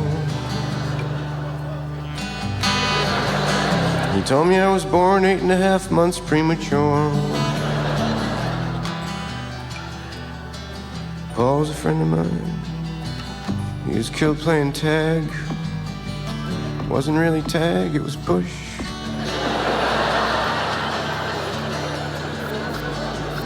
Near the Grand Canyon. When I was a little kid, I had a pet possum, and he would never, ever, ever play dead. And it pissed me off so much that I killed him. You think that maybe I'm crazy. On a scale of 1 to 10, 6 being the highest. Like my daddy said, my guardian angel must be an alcoholic. He told me that wind chimes were for stupid people so they'd know when there's a breeze.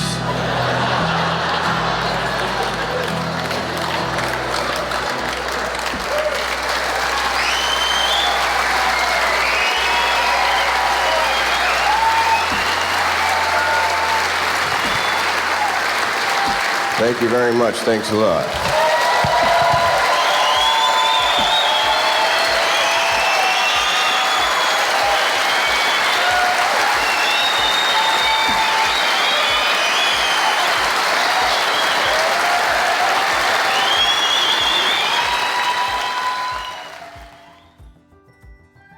Find out what you like. You can like a lot of things. You can like a lot of things. I like a lot of things. I like tattoos, I found out. I like a girl in a sexy tattoo. A sexy tattoo, not any tattoo, like a teardrop coming down from where she stabbed a girl in the joint or something. I ended up with a girl one, I had a bunch of them tattoos, sexy ones, and on her ribcage she had a tattoo of a zipper from the top to the bottom of a zipper. I said, hey, what's that zipper all about? What do you got a zipper tattoo for? She goes, zipper was mine and my ex-boyfriend's safe word in bed. We'd yell out zipper when things got out of hand so no one would get hurt.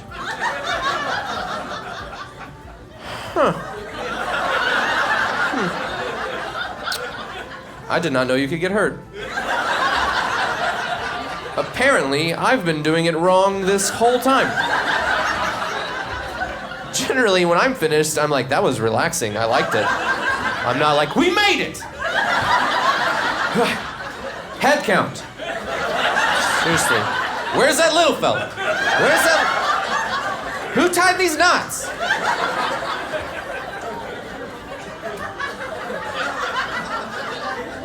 We started romping around, and like a minute into it, she bit me on my shoulder, hard.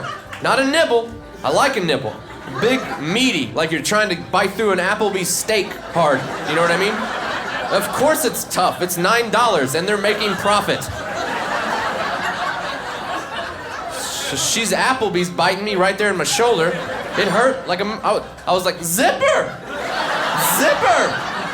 Reißverschluss! That's German for zipper, I think. I tried to blow in her nose, because that works with dogs. Seriously, I mean, puff. I mean, puff at you.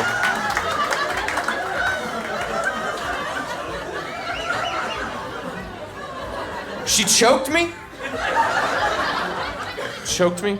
And I'm not saying, I don't care what you do. I don't care if you choke each other. And I'm not saying I like it or I don't like it. I'm just saying, how about a little pre-choke warning? You know what I mean? A little heads up. We're throwing etiquette out the door right now, no manners. She caught me on an exhale. I thought I was gonna die. How rude, you know? Stephanie Tanner. She choked a noise out of me. A noise. I didn't even know it was in me. It was buried underneath some Diet Dr. Pepper or something. And it wasn't a sex noise. I've heard those. I've made those. Nobody across the hallway was like, that's sex. I can hear it. Boy, that's a sex noise if I've ever heard one.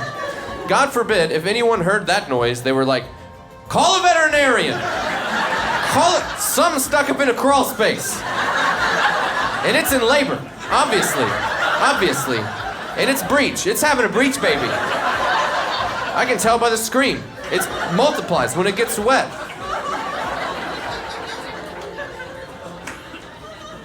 She texted me for weeks. I never responded. One time she just texted me and just said, sex, exclamation point.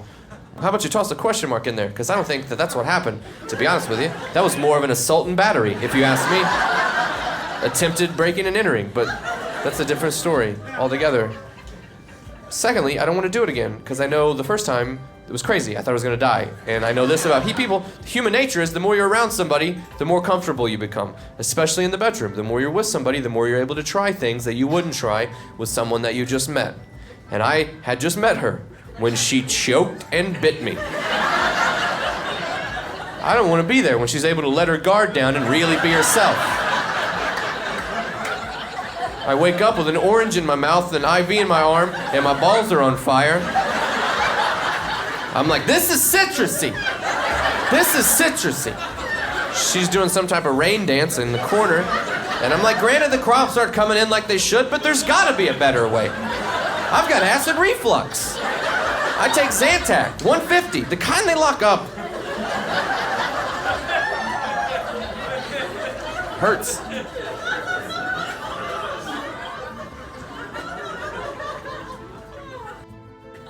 I love being back in D.C. I lived here for a while. I love it here, man. Oh, thanks a lot. That's real nice. I live in New York City right now. I got an apartment. It's a little bigger than my body. And my friend came over to give me advice. He's like, you got to get nice little hand soap for your bathroom. Women love that. And I was like, do they also love it when your shower's 1 foot from your toaster? Because I got that going on, too. I saw a mouse in my apartment the other day. I leaned over, I was like, where are you gonna sleep?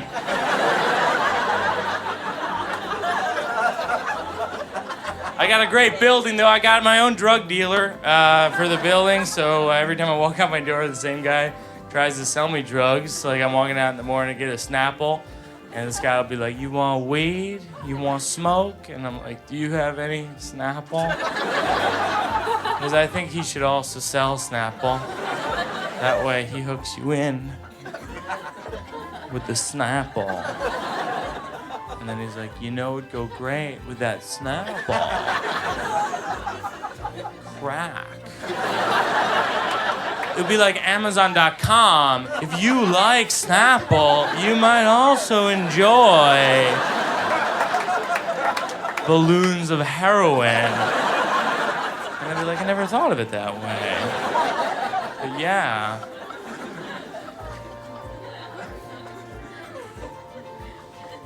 I'm not big into drugs. I don't smoke a lot of pot anymore even because I'm the least fun person to smoke pot with. No one wants to hang with the guy who ends every sentence with, do you guys hate me?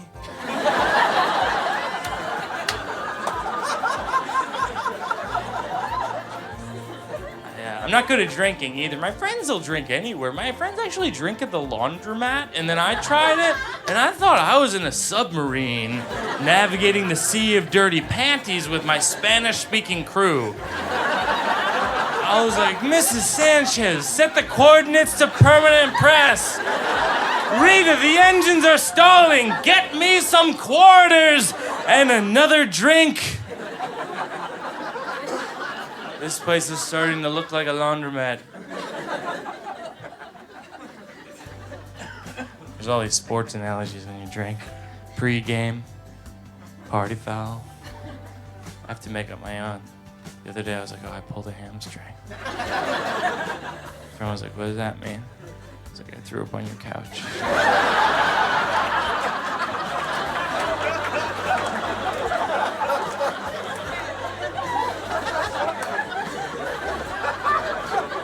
Then I did it again. I was like, 30 love.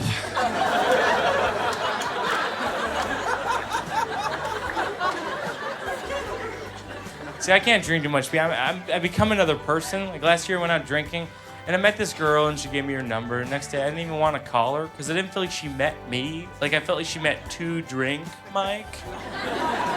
Like 2 Drink Mike loves dancing and knows a magic trick. 0 Drink Mike enjoys biographies and has serious opinions about wildlife. 5 Drink Mike enjoys dancing with wildlife.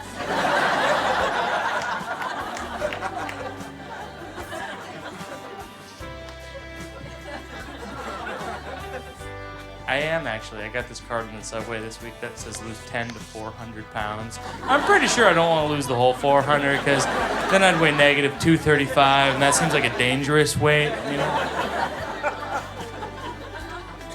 But I make deals with myself. I'm like, I can eat this cheeseburger, but then later I'm going to the gym. And instead of going to the gym, I eat a cake. I'm like, the deal is off. My other weakness is sugar cereal. Like, if I buy a box of Cinnamon Toast Crunch at 3 in the afternoon, that box ain't making it to 10 a.m. Because it's like crack, you know? Like, you don't buy crack for some point in the future. You buy it when you want it, and then you fall asleep in the tub. Or whatever. See you around the building.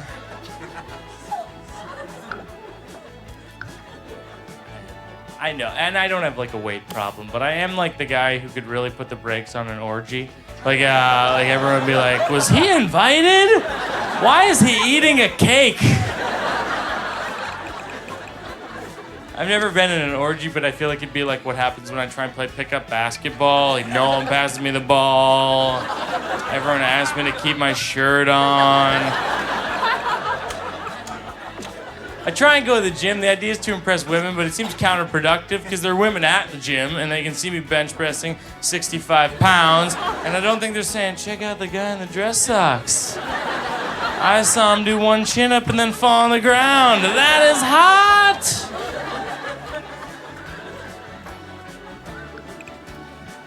I went to a class in my gym called water aerobics, which was basically 15 gay men and me in a pool playing splash.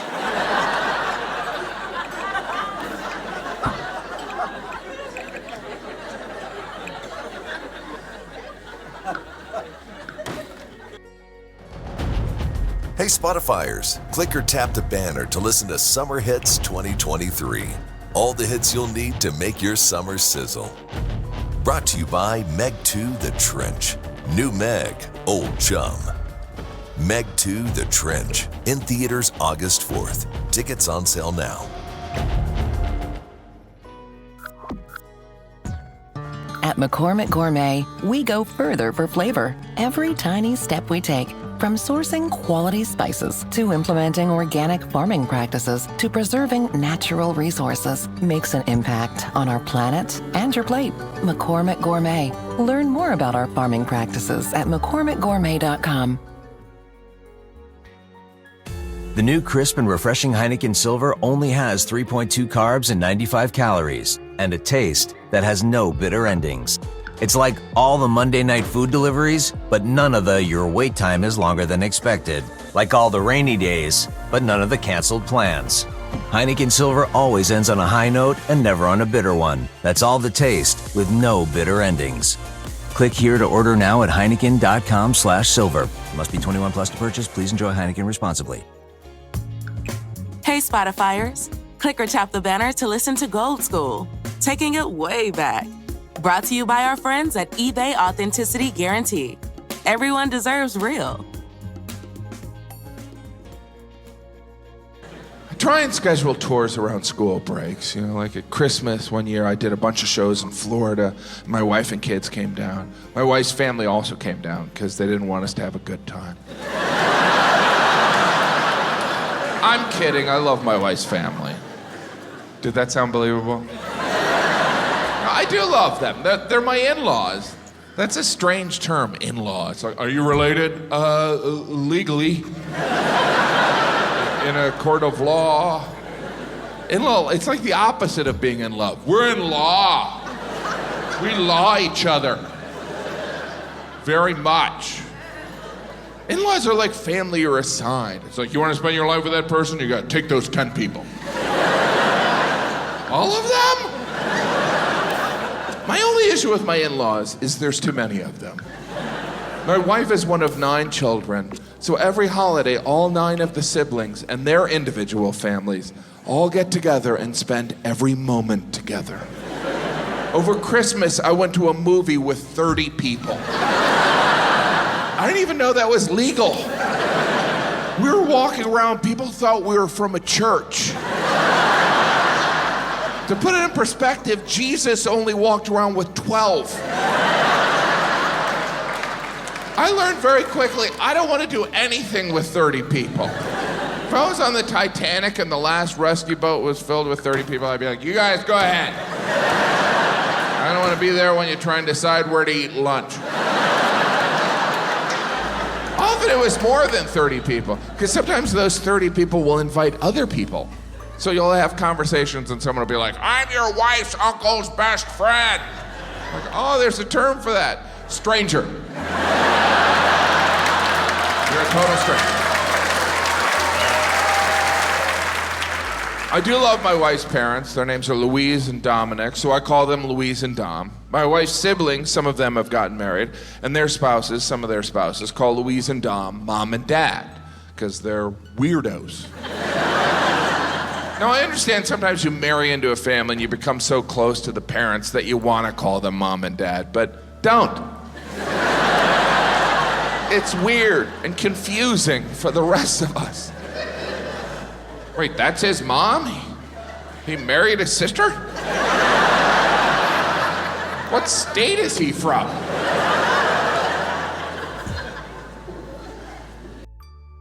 Now let me tell you why I don't open the window that much. I was in Fort Wayne, Indiana, and opened the window. Now listen, before this year, when I first started my comedy career, when I first started doing comedy, I had a guy on a plane say to me, at what point in your career will you consider yourself to be a professional? And I thought it was after I made more than $500. Then I made more than $500. That wasn't it. Fast forward, Fort Wayne, Indiana, open the window.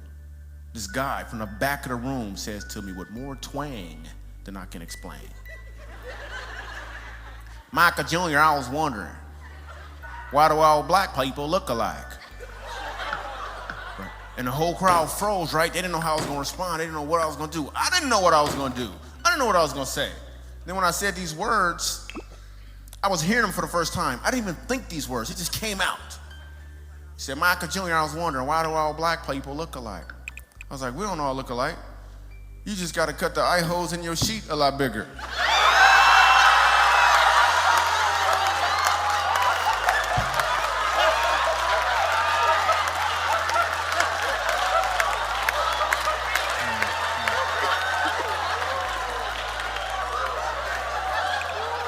It was at that moment that I knew I was a professional. Thanks a lot. I'm Michael Jr. I love you. I love you. I love you. Thank you so much. Thank you, thank you, thank you, thank you, thank you. Thank you. Praise God.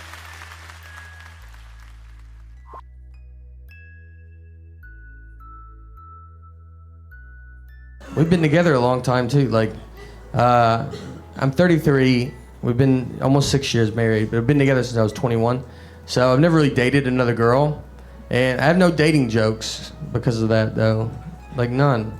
Like I have like one. Like you ever go on your first date ever with a girl and just marry her and don't try anybody else? Does anybody ever do that? Nobody. We don't have kids yet, but I'm looking forward to having kids. I do want kids. I don't know. I'd like to have kids pretty much just to get a friend in the house at this point would be great. Someone that gets me, you know? She'll test my love. Like, she asked me recently if I would take a bullet for her. And, yeah. I mean, it was a tough question because, you know, well, for one, she runs with a pretty rough crowd, so it's probably going to happen. But I told her yes. I go, yeah, I will. I will take a bullet for you, absolutely. But I mean, honestly, like between us, the only reason I said that was like, all right, like I don't know how fast a bullet is exactly, but it's like pretty fast, right? Like, you don't hear a gun go off and you're like, oh, I should get over there and get in front of that, right? Like all you gotta do is like, she'll get shot, right? So I just gotta dive right after she gets shot. So she goes down, then I dive, I'll feel around, I'll be like, did I get it? And I know her, she'll start a fight. That's what she'll do. She'll be like, no, you didn't get it. Like, you get nothing. And I'll be like, oh, all right, well, that wasn't reasonable to ask me to do. Did you ever think of that? It's a bit unrealistic, all right? How fast do you think I am? If you want to ask your spouse a realistic question, you should be like, hey, would you take a sword for me? That's much more realistic. Like, you're going to see a sword. If you ever get stabbed by a sword, you knew you were near a sword for at least half an hour. No one pulls a sword out and you're like, oh, I didn't know you had that sword. No, we all knew. Everybody knew you had that sword. Sword people are the worst.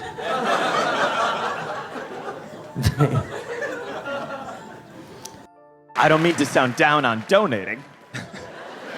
It's good to give to charities, you know. My wife and I just gave a bunch of stuff to the Goodwill. We were moving apartments, we had a bunch of clothes and furniture, so we made a whole day out of it. We made these big piles of clothes, then we put the piles into these big boxes, then we put the boxes into the back of my car, and then they stayed there for 4 months. And then one day my wife said, hey, you took that stuff to Goodwill, right? And I said, of course I did. On an unrelated note, I'm gonna walk out the front door right now. So then I had to like speed to Goodwill really fast. So it was charitable, but it was also fast and violent because I was like throwing boxes at people. The boxes were so heavy I couldn't even say what was in them. I was like, this one's shirts. I got a bunch of shirts. Take it away. The guy tried to give me a big receipt. He's like, take this receipt for the clothing for your taxes. I was like, how do I write that on my taxes? Dear IRS, please deduct from my federal income tax 1 XXL Billabong t-shirt from youth. It was too big. My mom said it could be a sleep shirt. Please deduct this from my 2017 income. That's sleep shirt bullshit. Well, if it's too big, you can just wear it as a sleep shirt. No, I get that, Mom. But why don't we just tell our relatives that I'm a 4-year-old boy and I don't wear a man's XXL t-shirt? Because we don't say that when someone gives us a gift, because that would not be polite. Oh, I get it. So rather than violate these meaningless politeness rules, I'll just go to bed in a smock like goddamn Ebenezer Scrooge. Why don't you give me a candle for looking in the mirror and a floppy hat, and I'll tremble off to bed in my long Victorian nightgown. Was there ever even a ghost mother? Or was the dead Victorian girl you saw just me all along?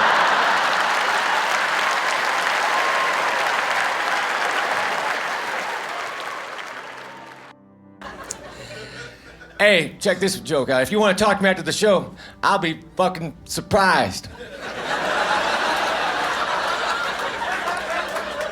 I'm gonna have to have some liner notes for that joke. Like, during that joke, he points to the back. So people get the full experience. I'm gonna do a bunch of jokes that require the actual seeing me, and the CD will piss people off. Hey, what do you think of that shirt? Where the fuck, man? That's ridiculous. God damn, look at that haircut. You're fucking nuts, dude. Those people will not get the full experience of those jokes. Hey, if you find yourself lost in the woods, fuck it, build a house. Well, I was lost, but now I live here. I've severely improved my predicament. I bought a house, it's a 2-bedroom house, but I think it's up to me how many bedrooms there are. Don't you? Fuck you, real estate lady. This bedroom has an oven in it. This bedroom has a lot of people sitting around watching TV. This bedroom's over in that guy's house. Sure, you got one of my bedrooms. Are you aware? Don't decorate it. I got a king-size bed. I don't know any kings, but if one came over, I guess he would be comfortable. Oh, you're a king, you say? Well, we won't believe what I have in store for you. It is to your exact specifications. I did not know you guys were all the same size. I think I can set your lady up, too. When I was a boy, I laid in my twin-size bed, wondering where my brother was.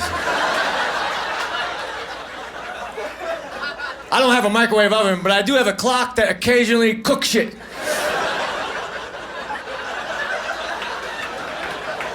I want to get a job naming kitchen appliances. That seems easy, you know? Refrigerator, toaster, blender. You just say what the thing does, then you add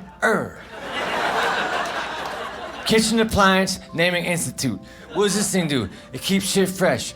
Well, that's a fresher. I'm going on break.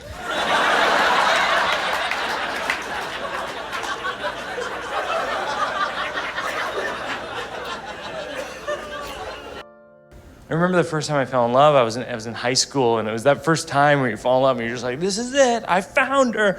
I'm 17 years old and I'm done, you know?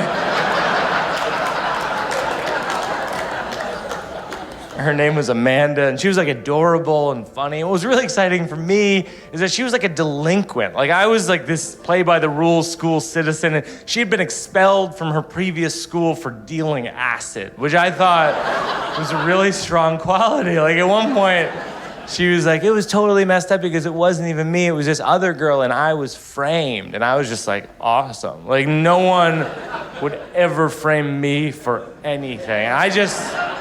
I thought it was like an opposites attract situation. She wanted to know what it was like to hang out with someone in student government who writes for the newspaper. And I wanted to know what it was like to be cool. At one point, I was like, do you want to write an article for the newspaper? She goes, I don't want to write an article. I want to do things people write articles about. I was like, good answer.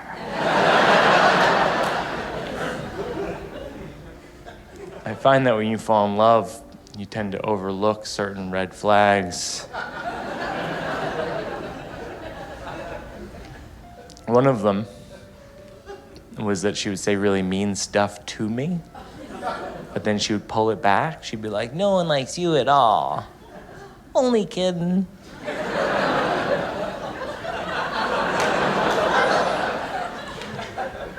Or like, you're like a nerd, but you're not even smart. Just joking. Can't choose who you love.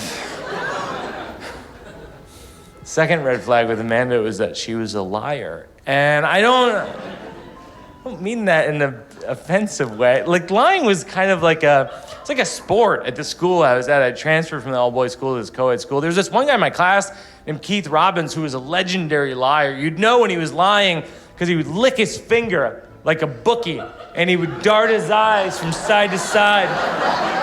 And he'd go, yeah, nice, you know, and he wasn't even handling money. Like, I don't even know what this is about. And then he would lie about things that were sort of insignificant. He'd be like, yeah, my uncle's Tony Robbins, motivational speaker. Yeah, nice, you know. And we found out that that wasn't even true, but even if that were true, that wouldn't be impressive to a bunch of high school students. But I think that's the Jedi level of lying, is you lie about little stuff and no one notices when you're lying about big stuff. It's like banking.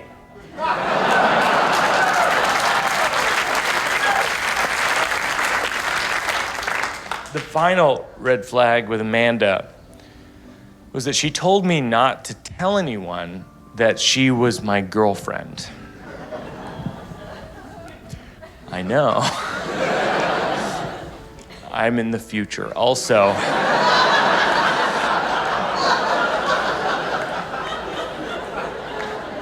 I think we can all see now. Because we're so smart and Mike's so dumb. And now I can also see in retrospect that's a much bigger red flag than I perceived it to be at the time. But I was so excited she was even with me at all. And she said she had another boyfriend at home, but they were in the process of breaking up, but it was a bad time because his parents were sick. And so I tried to be understanding of that, and I went along with it for a few months until she invited me to meet her parents. And I thought, well, this is the affirmation that I need. I'm gonna be crowned as the main boyfriend. And I drive my mom's station wagon to Amanda's parents' house, and I walk in the front door, and there's Amanda, and there's her parents, and it's going well. And a few hours go by, and this other guy comes over to the house, and his name is Scott.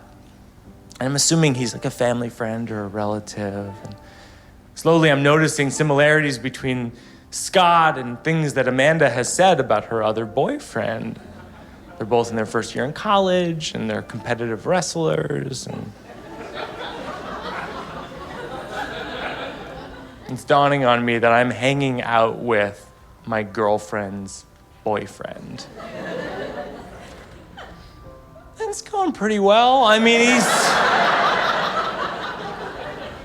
he seemed like a nice guy. I could totally see what she saw in him. There was some consolation that when he would go in the other room to the kitchen or the bathroom, she would hold on to my hand and she would say, "I wish it were just you and me here." And I remember thinking, you could make that happen.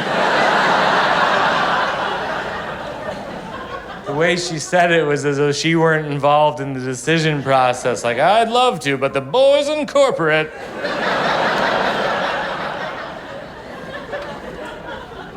Well, the day took an even stranger turn when Scott suggested that we go hang out at his house.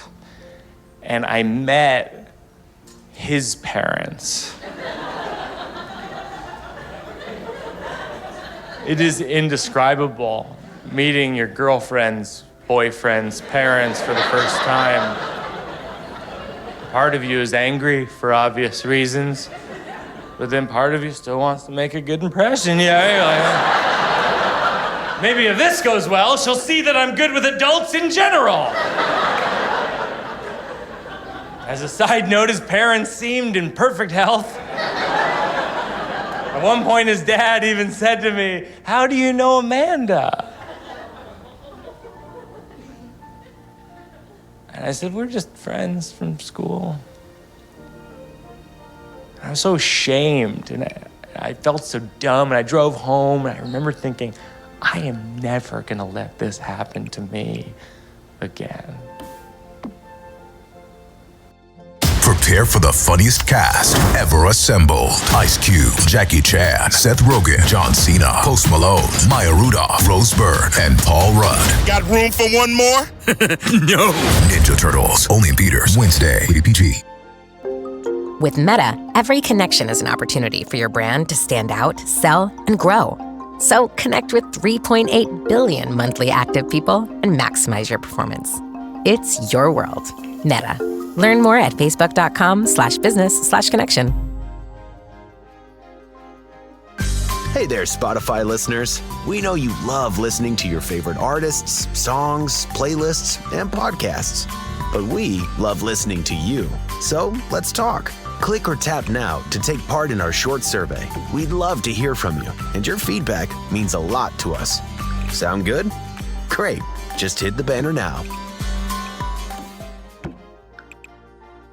It's summer, and school might be the furthest thing from your children's mind right now. But as a parent or guardian, school needs to be top of mind for you, especially when it comes to doctor checkups and immunizations. Because if your child doesn't have the required immunizations for kindergarten, 7th, and 12th grade, they might not be able to start school on time. So reach out to your child's doctor and schedule a checkup. And go to vdh.virginia.gov to learn more. A healthy back to school starts now.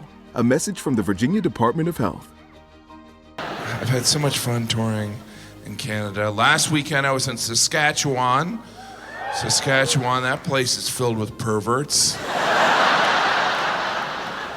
They're all perverts. The capital is Regina? That's not necessary. Regina. They could have pronounced it Regina. They did that on purpose because they're perverts. Everything in Regina sounds sexual. Their football team, the Rough Riders. It's inappropriate. I'm just relieved their mascot wasn't a beaver. You know what I mean? It's not me, it's them. They're perverts. They're perverts. Regina is where the Mounties are, of course. That's where they train the Mounties to mount. Every Mountie has to go through Regina. It's just inappropriate, right? Even the most innocent thing said in Regina comes across wrong. Like, I can't ask, like, hey, where can a guy eat out in Regina? You know? I can't. That's them. I'm a good Christian man trying to find out where a guy can eat out in Regina. Did you know the original name of Regina was Pile of Boners? That's gross. And it's, by the way, it's the whole province. Saskatchewan, that sounds like an STD. My last boyfriend gave me Saskatchewan. Really? Yeah, now I have to take all this penicillin. Saskatchewan. You know, it's because of Saskatchewan that moose antlers are called a rack. Now you can't even give a moose a compliment like, hey, nice rack. You could be like, no, lady, I was talking about the moose. Well, then that lady should know she looks like a moose.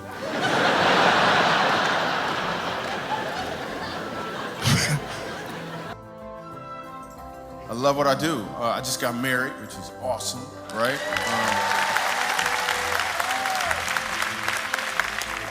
Have you ever been to a surprise wedding before?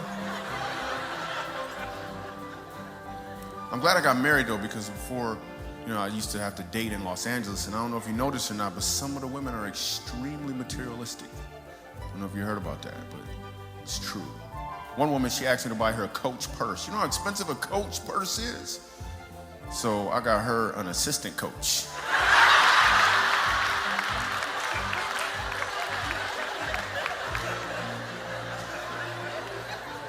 She couldn't even tell the difference either, but then the strap broke, right? And she tried to take it back to the real Coach store, man. She got arrested, man. She didn't call me for like 3 to 5 years after that. It's a jail joke. This is how you can tell a materialistic woman. I just asked this lady one time if she wanted to go out, and she tried to subliminally use words to figure out what type of vehicle I could afford. I was like, so you want to go out? She said, well, maybe we can go on some sort of expedition.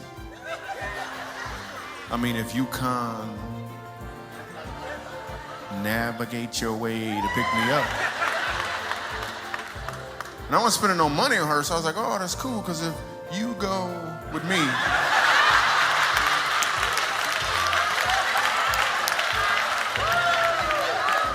to the fiesta, I'll be more than happy to be your escort.